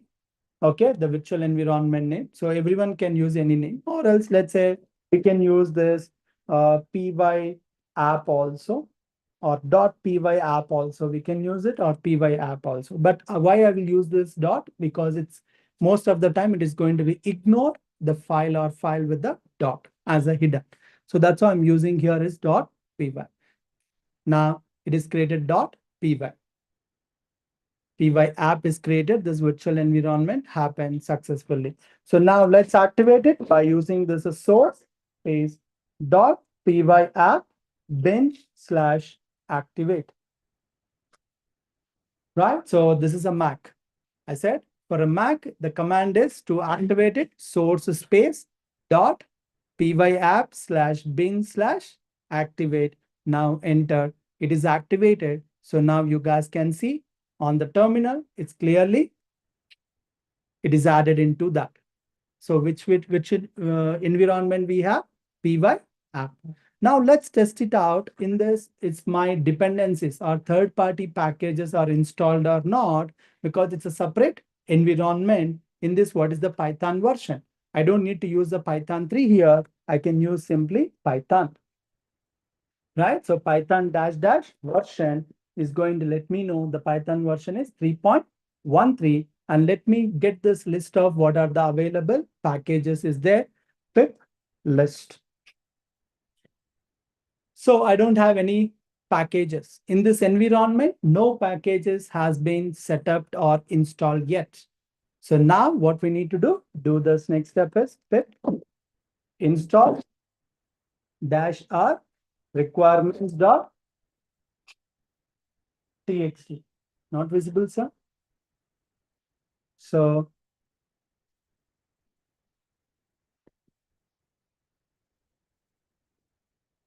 visible, sir? So now enter. What is happening? It is install all the dependency packages. So Flask, Unicorn, right? So MySQL, DB, everything is done. So let's find out it's installed or not. Pip space list. Now previously we don't have that. Now it is installed because it's recursively, it is installed because the Flask is depends on the click blinker, right? It's dangerous, Ginger to marks up space, right? So all these things are required. And also Flask MySQL DB is required the MySQL client, right? So all the dependencies, because one package already depend on the another packages also, those also install automatically with this command. Clear? So now we need to be run it simple. So Python space, what is that? Index.py, because here I clearly mentioned, right? So when it's trying to be executed, just try to run it. I said just mention as run it with the debug mode as true. So that's how let's enter. It is going to be run it in the local with the IP address. Now copy this, going back here, right? So enter in the URL, the root path, URL path is /. So what we mentioned for / hello world. Good, right? So now next URL, what is that? /data. So now /data. You can get the data from where, sir? Database. From players, we got this, all the players information, sir, but we didn't get the column name, sir. Only we get the rows as a list, as a list. It's okay. We can able to get it. That is not a problem. We can extend the functionality how we want it. So just giving this an idea about it, just how it will be work, just focus on that, how it is going to be works. Now, similarly, let's say /2. It has to give me this object only. So now just enter what is saying that there is no table name, players.table name. So let's modify that. It's not a table name, it is a players, right? So now let modify it. The code is also refreshed, but there is no ID here. Let's observe here by going on to this. What is the column we have? Player underscore ID. So it is player underscore ID. Now again, refresh the code. Now you can see we fetched only that record. Like this, we can able to create it with the help of, we have a Postman. So we use it because here I don't have any UI. There is no form elements and all the stuff. So without this also, we can able to test it. The Postman software, there's a software you can able to test it out. Most of the time we will use to test it out this APIs. APIs, the word here we are using is API. Because current days, how the development is there, let me give an idea about it. There is the team also how it will be, just for your understanding. Okay, there is a database will be there. For this to maintain it, you require the DB guys, right? So DB developer, DB designer will be there to connect this data, to get this, to manipulate this data. We are going to be creating as REST API. REST API. API means application programming interface. So which is achieved by using the Python program, what we did by using the REST, right? So by using, we try to get it. But this thing, it's centralized REST API. It can connected or used by any client, means websites or mobile apps, TV apps, or smartwatch, any embedded systems. Any embedded system which can have an internet that can going to be called this APIs, right? So it's beautiful, right? So obviously, sir, websites, how they're going to build it. Here, they can use the React, Angular, anything. When you come to the mobile, Android, iOS, right? I hope heard about it. Correct, right? So similarly, what we have, Flutter, such a kind of it use it. Flutter is going to be help you to build a web application, build a mobile application, build a TV application, single source code. That's how we call them. Flutter is hybrid application. Hybrid application for the client side, from the client side. Whatever we want, the GUI, graphic user interface, UI we wanted, that people are going to be build that. And then this one is going to call this API, right? By using this Ajax or sync or asynchronous, whatever, how they wanted, they can able to call it. So called data, it is going to be received and then processed. It is going to see the data. That's it. So this is the current development, how they are. So that's how DB guys will be there, right? Backend guys will be there and front end guys will be there. Front end guys will be there. So nowadays, I remember before 2012, this front end is a part of this framework itself that we are calling as MVC pattern. MVC pattern. M means model, view, V means view, C means controller. Now this views has been separated. Now we have which pattern? MC, models and controllers. Controllers is going to be contains the business logic. Models is nothing but connect with the database and get that response. So such a kind of a behavior we are seeing nowadays because every time rather than multiple times for multiple devices to work on it, single source code is helping to make maintenance also become easy. The resources cost is also going to be reduced and it's a super faster. It's a super faster. Development is going to be reduced. The development time is also will reduce. Development cost is also will reduced. Clear, sir, how it is? Everything? So now let's go for the deployment. Huh? Yes, sir. Yes, sir. Any database you can. Any database vendor, sir. So just I took it as example in this stage for your understanding purpose. I took it as only the MySQL because it's easy. It is not a complicated. The connections are not complicated. So, but if you see this, keep on, let's say if you're increasing your, okay. So if you are changing this, like enterprise databases, like SQL Server, Oracle, the connections and then the way of coding is going to be changes because this package is not going to be database vendor to database vendor, packages will be changes. Here for MySQL, I used Flask underscore MySQL DB. We have Flask underscore MySQL or Flask dash MySQL or Flask dash SQL Alchemy. Like this, we have so many others in the market. You can use any package. It doesn't matter. Yes or no? Right? So like this. So you can able to get it and then you can able to achieve your what you wanted. But the statements are not going to be happen. So this we call them as raw execution, raw SQL statements execution. Currently I showed here it is purely raw SQL execution with the Python, how it is happened. So I just mentioned, right, model MVC pattern, right, model. So means every table it's going to contains the if file. If file, let me show you one of those example. Let me connect the live server.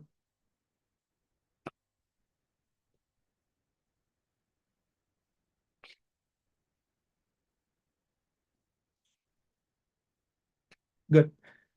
So now you guys can see here, there is a models. So the table call admins, the table call campaigns, the table call users, right? Every table we are going to be create a class as a model, class as a model. So class is extended with any other, if you wanted, how you want it to be, right? So you can do this. Let's say this is another one. So you can do a lot of functionalities. You can define it, what the data type and all the stuff. So these models, we call them as ORM. ORM. So this is a little advanced concepts, but I'm not giving that idea about it, what it is, but just giving that idea. So this, you can able to connect this database and then you can control it how you want it. So here we use the SQL alchemy changes. Obviously, when the pattern is changes, that here there is no SQL statements. Let me show my the controllers, how it is written for your understanding. For the CRUD operations, let's see here, nowhere the SQL statements here. Did you see here? Anywhere the SQL statements? No. Right? So, but with the help of whatever we use the model, so that model, whatever you wanted, you can able to just try to dot query, automatically it will get the data. So these models are works like that. So means you don't need to write a SQL statements. With the help of ORM concept, you can able to object, right? We are calling as objects, right? So objects means table, database, views, whatever. So those things we can, ORMs means those will comes. So as a model concept means it will going to help for the developers is easier. Developers point of view, it is a very easy because they don't need to write a SQL statement. They don't need to be expert on the SQL statements, right? So they can just try to build with the help of ORM, write it what they wanted, and then just try to get it with the pagination, with the limit. Correct, right? We have it, right? So what we'll do, limit. Yes or no? So here they don't need to be. They just use the paginate function, query dot paginate. Automatically it is going to be update or query is going to be added to that. Now, whatever the results will come, it is going to be updated to this object. It is going to be written as response. Understood, sir? So this is going to be changes. Obviously, it's going to be a little advanced, but I'm just giving an idea about it, how it is going to be. Understood, sir? Any doubts up to now? Clear? ఏం అర్థం కాలేదు కానీ no issues. Sir, Yeah, online, that's fine, sir. That's fine. Yeah. how many people are there? Oh, 31. Anyone have any queries? Otherwise, can I continue for the deployment? Huh? Yeah, sir. Go ahead. No? Okay. So let's see this.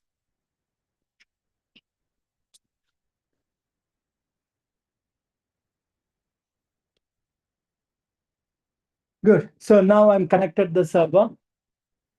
So this server contains the operating system called Ubuntu operating system. Remotely, I'm connected. It is located on central India, Bombay. It is in the Bombay. So let's find out what kind of an operating system. It is the Linux. Right? If you need to more about it, you can see this is a Linux with the Ubuntu. Now already had a code on this. Let me go to my navigate it to the folder. Now let's see here. Yes, it's already created the project. So for that, obviously for WSGI point of view, also the file is already there. How it will be, how can we see that? Using this VI editor or nano editor, how we have a VS code, right? How we have a Jupyter node here also in this, because this Linux is a non-GUI. Purely this is operating system is non-GUI. There is no graphics inside of that machine. So that's how, let's say I'm going to be use this VI. So WSGI. So now I can see this. It's clearly written as from index import and then app.run. So WSGI point of it is created. So now coming back to this, let's try to understand about the Nginx configuration and as well as the service. We just discussed about the daemon, right? So this daemon, how it is created, let's watch it here. I'm just trying to be printing by using the cat. So cat means not like, don't think like what we are going to see. Cat means here it is. It's going to be get the file content, get it, and then it's going to be printed. So now you guys can see it is there. It's defined. So we can able to change the path of our project and all the stuff.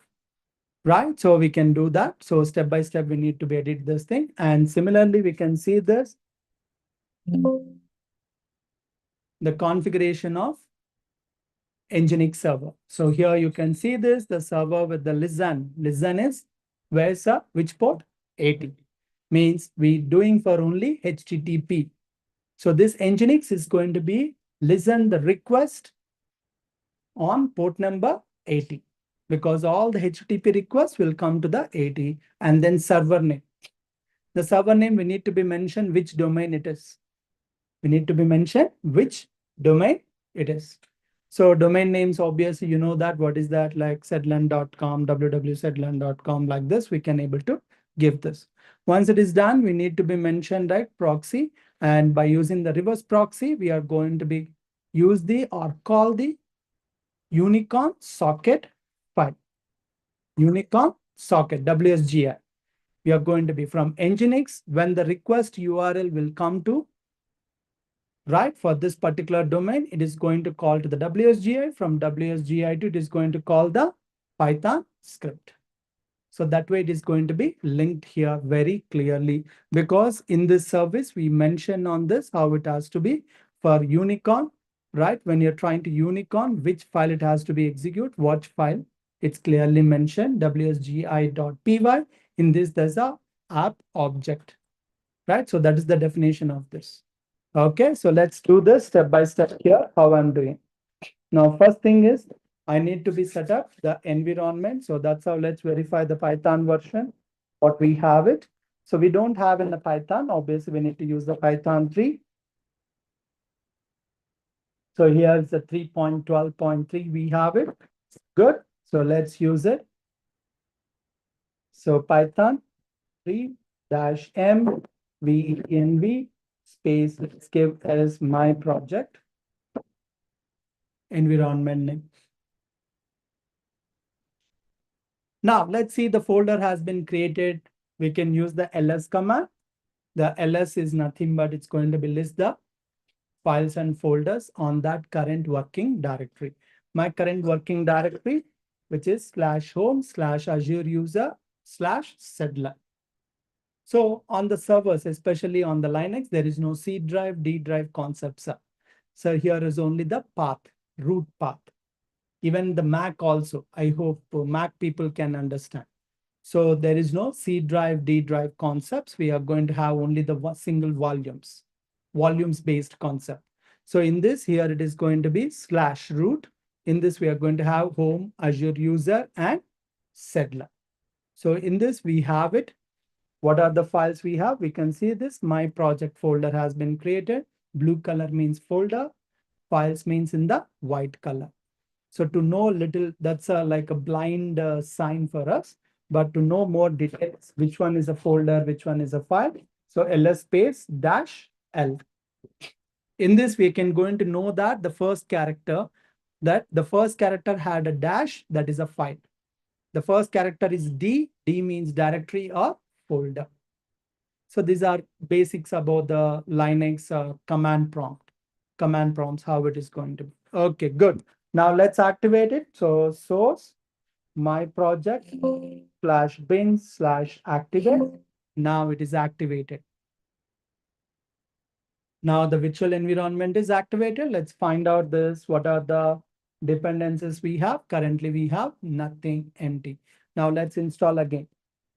So pip install -r requirements.txt.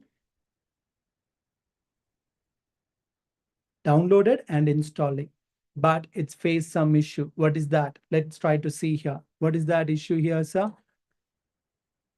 Which one it's have it?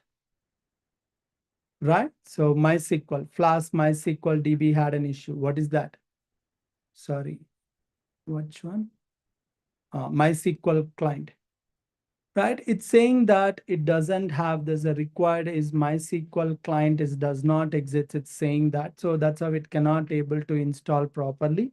So that's how if I go to this pip list, it is going to say that it is roll back it. Because of one package doesn't have dependencies available on this, it is creating an issue here. So now what we need to do, we need to be add that MySQL package on that, or else this because definitely some conflicts will become for the production environment, and because I did it on the Mac environment, now I'm doing on the Linux environment. So in Linux environment, we don't have MySQL client. It is causing an issue. To find out that package is also, it is causing an issue. So go back, let's find out in our list, pip list, what type of package it is required. It is required MySQL client, which is the 2.25. So now let's try to be installed by using just pip install. Right click on it, MySQL client. What is going to happen? Let's see here. Yes. So it is trying to download it, but it cannot able to build. Right? It's cannot able to build. Means this is not going to be support. For this, we need to be modified the package information when we are trying on this. It's see here, all are coming are errors here. So now how can we fix it? How can we fix it? Cannot find a valid package configuration name. So we can reduce this package. Let's say going back onto this, let's find, so not this, MySQL client. Let's go here. So currently we have 2.25. So let's try to reduce it by changing on this release history. We have, these are the release histories, we have it. So let's go to this 2.2.0. Right, so let's copy this. This is a PYPI registry. So now by giving this equals 2.2.0, that specific version only it is going to be installed. So this is also is facing an issue because it's can't able to fix it, my issue. It is saying that still package configuration not found. It is doesn't define it very clearly. It is saying that. So now let's try to see here what is saying that if you have to install it on the Mac OS and Linux. It is saying that in the Linux, if you need to do this, it is required some of this development environment packages, library MySQL client, and build essential. Some of these things there for Debian or Ubuntu operating system. For Red Hat or CentOS, it is required differently. Means it's clearly saying that what it is required in that operating system. So let's see. So sudo apt get install is nothing but how you guys are do this installation on your operating system, right? Packager. Any software you guys use the .exe, .msi file, you're going to be double click on it, you're going to be install it, right?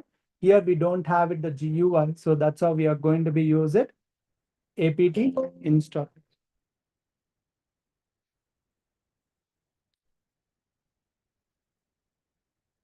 Now I'm good with this. Now let's try to do this without 2.2.0 itself. So still it is saying that. What is that? Deactivate and reactivate again. Maybe the problem will resolve. Deactivate. Now delete it by using this rm minus rf, my project. Now let's create it again. My3 my m venv dot, sorry, my project.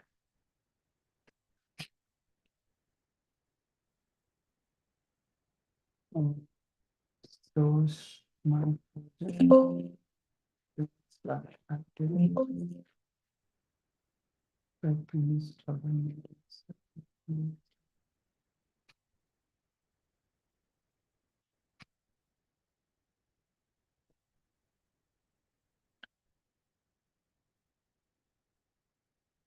Okay.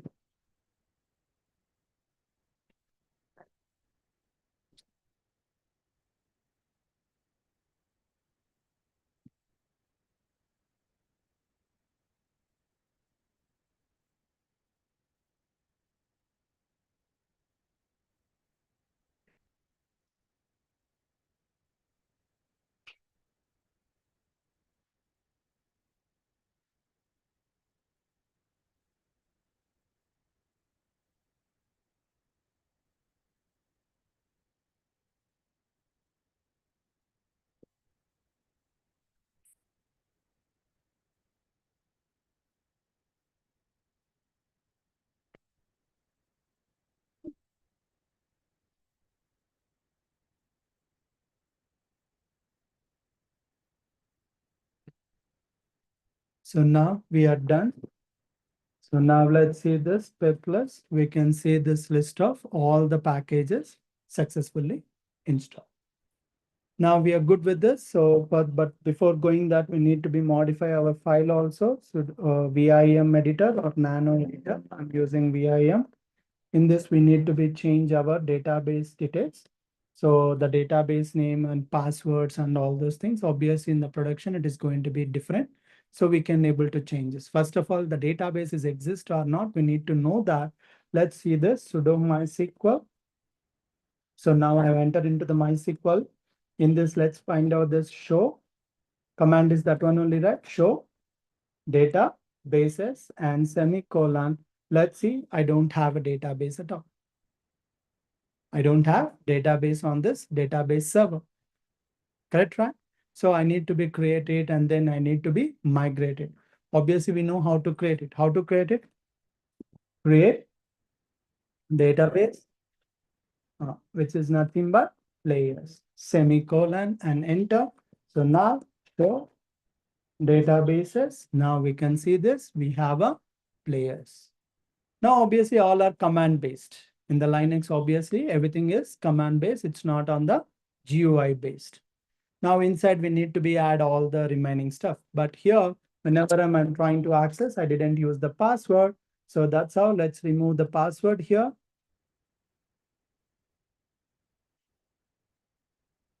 Right. So now good. Now let's create the file. So we are good. So now next, what we need to do? We need to be create the test the unicorn. Correct, right? So to test out what the command we discussed are, This one, right? Is it working on? Before going that also, we can do like what? Python index.py. Now it is started working, right? So, but it is accessing by using 127.0.1. So obviously it is not going to be helpful. We cannot able to access from outside because it's not yet ready by using the Nginx. So what we need going to do, just test it out with the unicorn. We can able to connect it by using this. Yes, it is started listening on 0.0.0.0:5000. Right, so now it is ready by using the WSGI. Now we need to set up only the Nginx side. So let's find out we have an Nginx service or Nginx software is installed or not by using sudo service status -all. So do we have Nginx in this anywhere? No, we don't have it. Let's install it. So sudo apt install Nginx.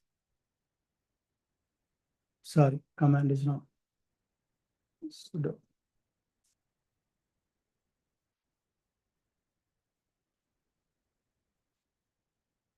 Let's check this, it's working or not. Sudo service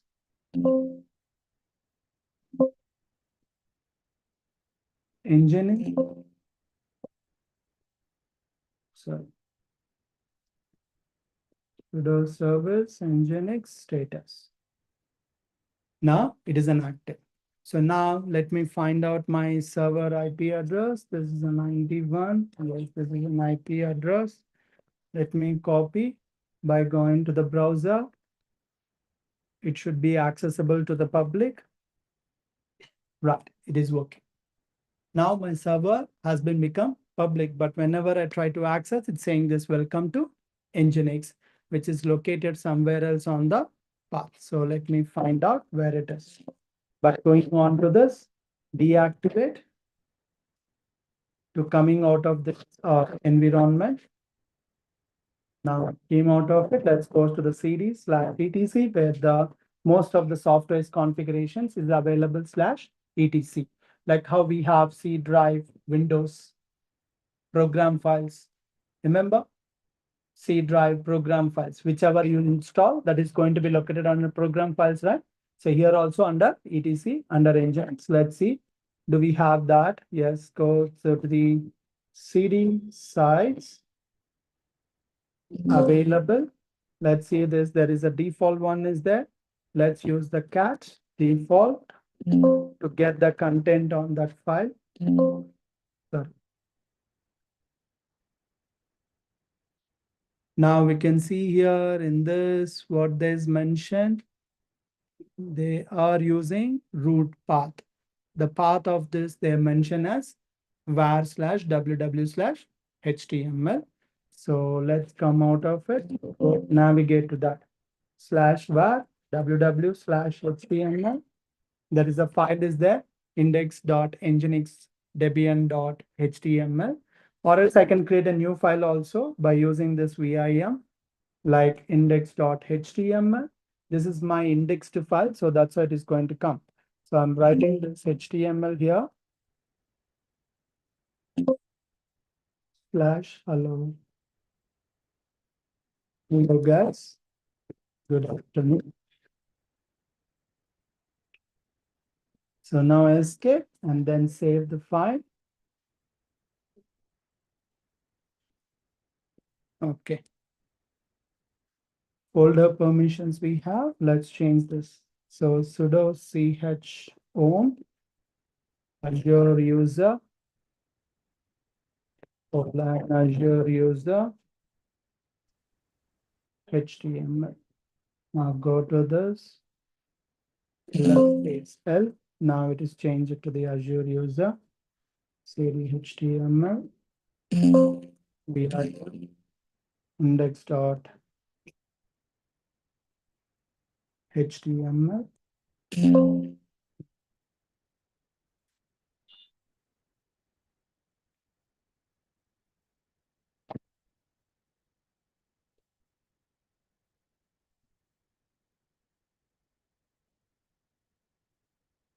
So now we are done. We created, let's see this, whenever refreshed, it is changing or not. It is have an issue because the files cannot able to execute. So let's see this, what the configuration issue. So /etc /nginx. So there is a nginx.config file will be there. Sudo vim. So here the user is mentioned as www.data. Let's change it to the Azure user. So now let's refresh it to the service nginx restart. Now let's verify the status. Now it is working fine. Now go back and then hit it. It should be HTTP. Hello guys, good afternoon. So now means my Nginx is ready, but it's not yet linked with my project. It is not yet linked with my project, but my Nginx is ready. It's available. It is accessing my server by using the IP address. So this one we can do by using the DNS, we can change it. So that how we can do that by going on to the GoDaddy. Let me show you guys. So just giving an idea about it, how these are people are going to do that.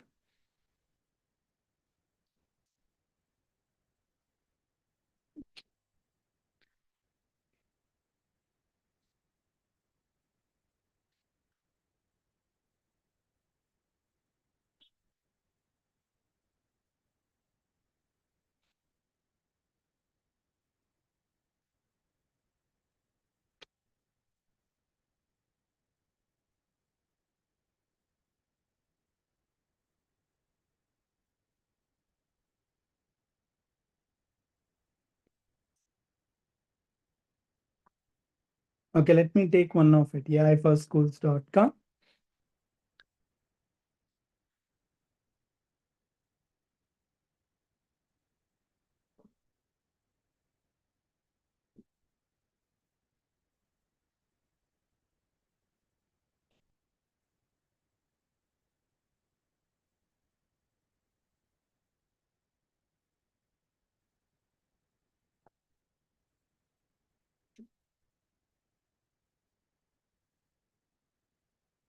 One second.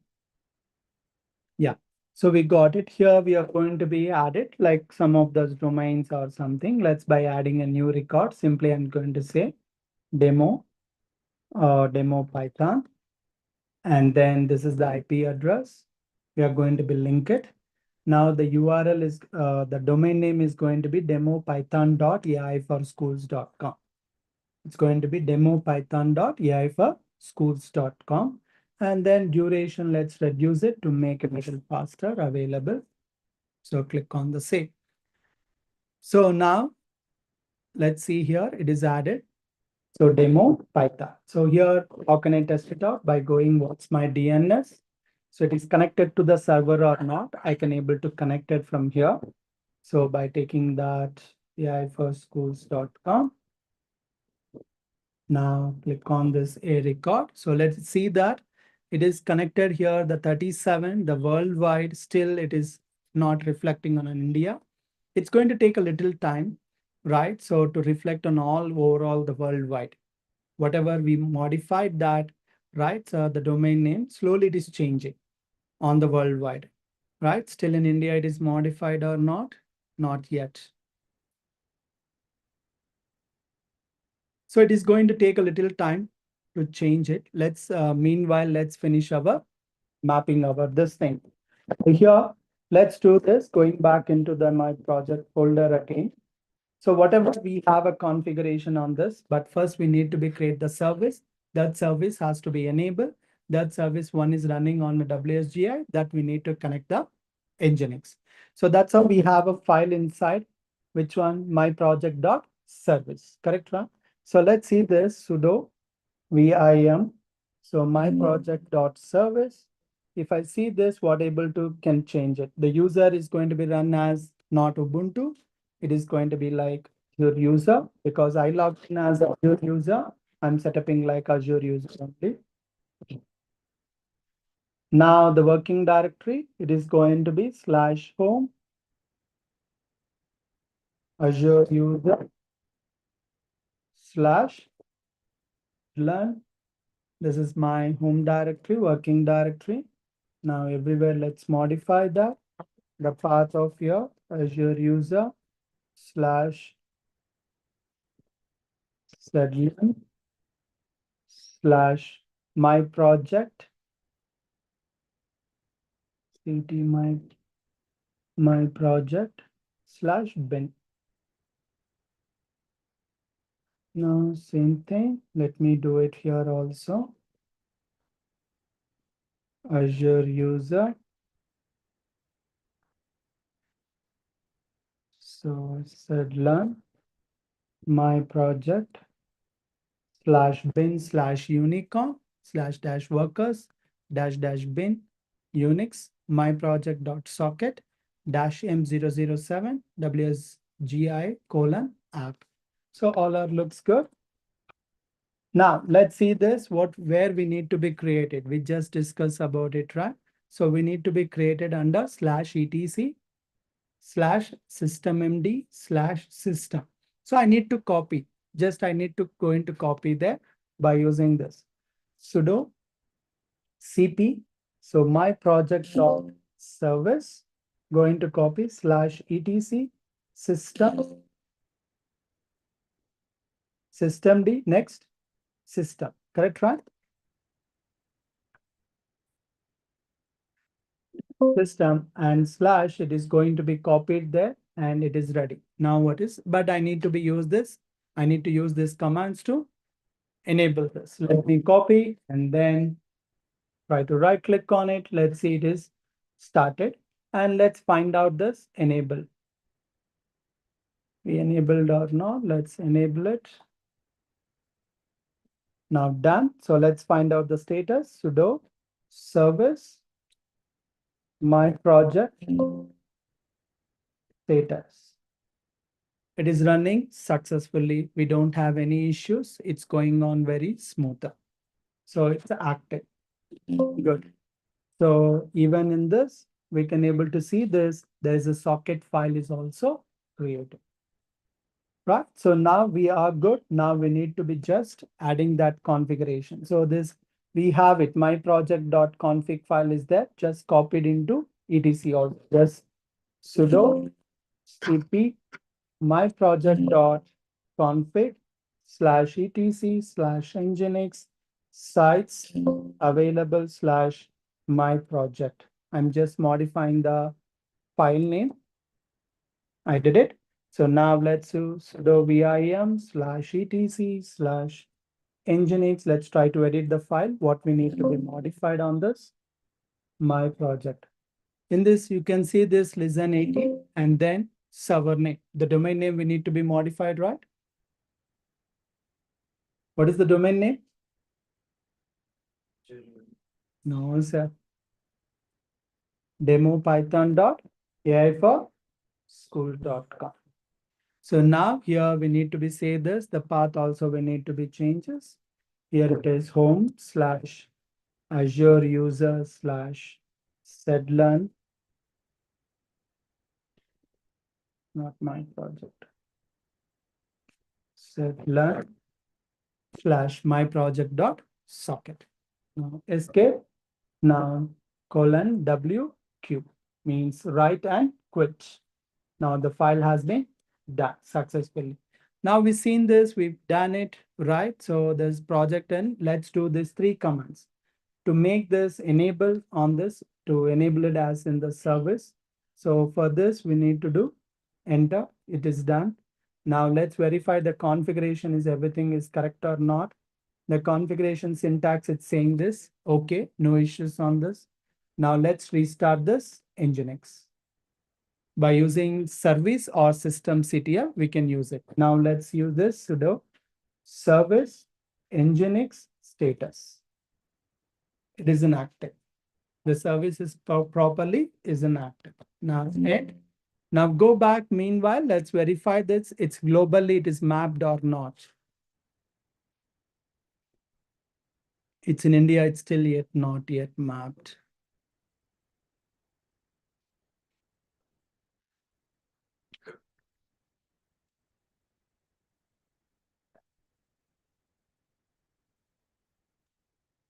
Even if I try to copy and then do it by using HTTP, let's see.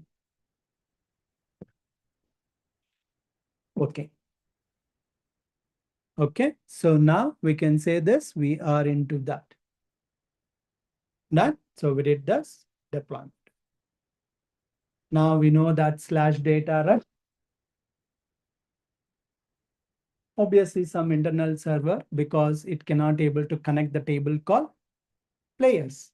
We created the database, but we don't have a table, right? So we need to be migrate that entire data into that database, then only we can able to access it.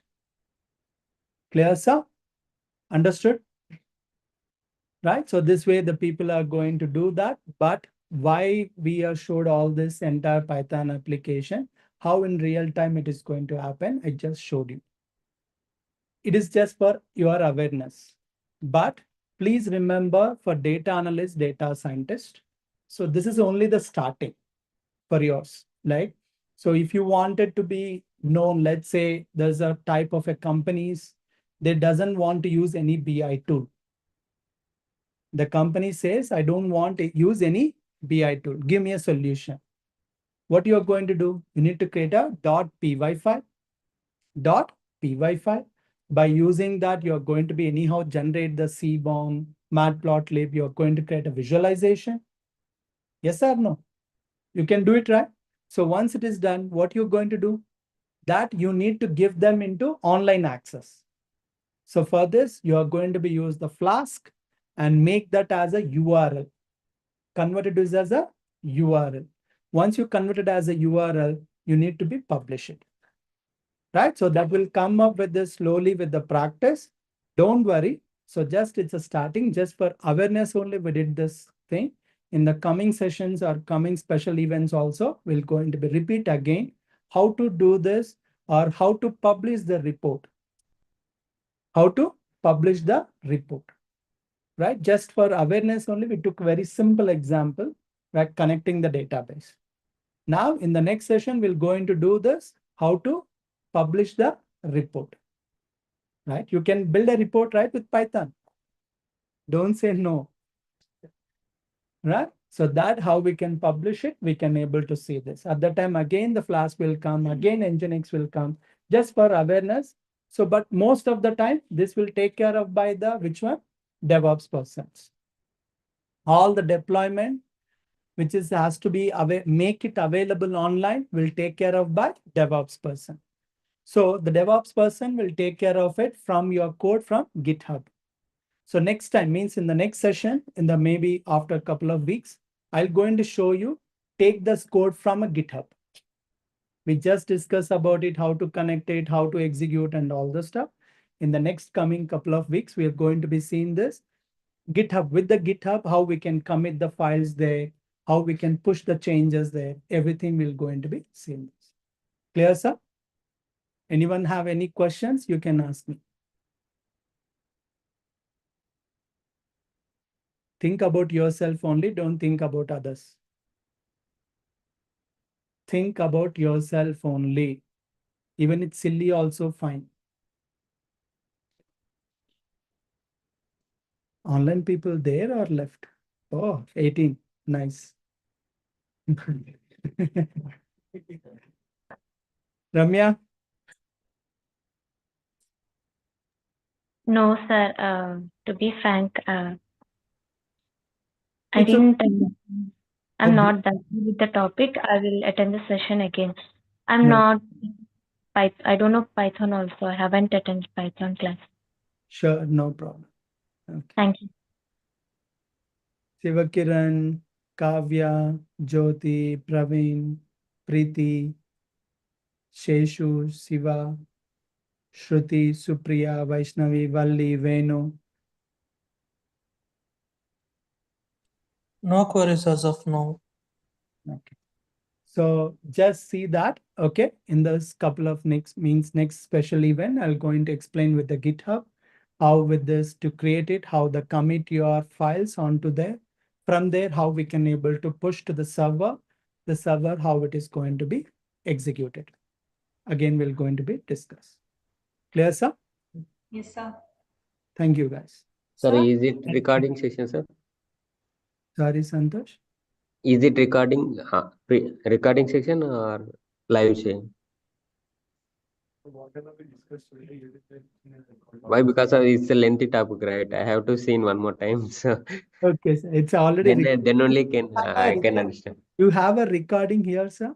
There is a recording symbol. No, if you have, okay, one more time we can possible to see. Then only I understood, right? It's a lengthy topic, so Can, sir. You can, sir. there, okay, sir.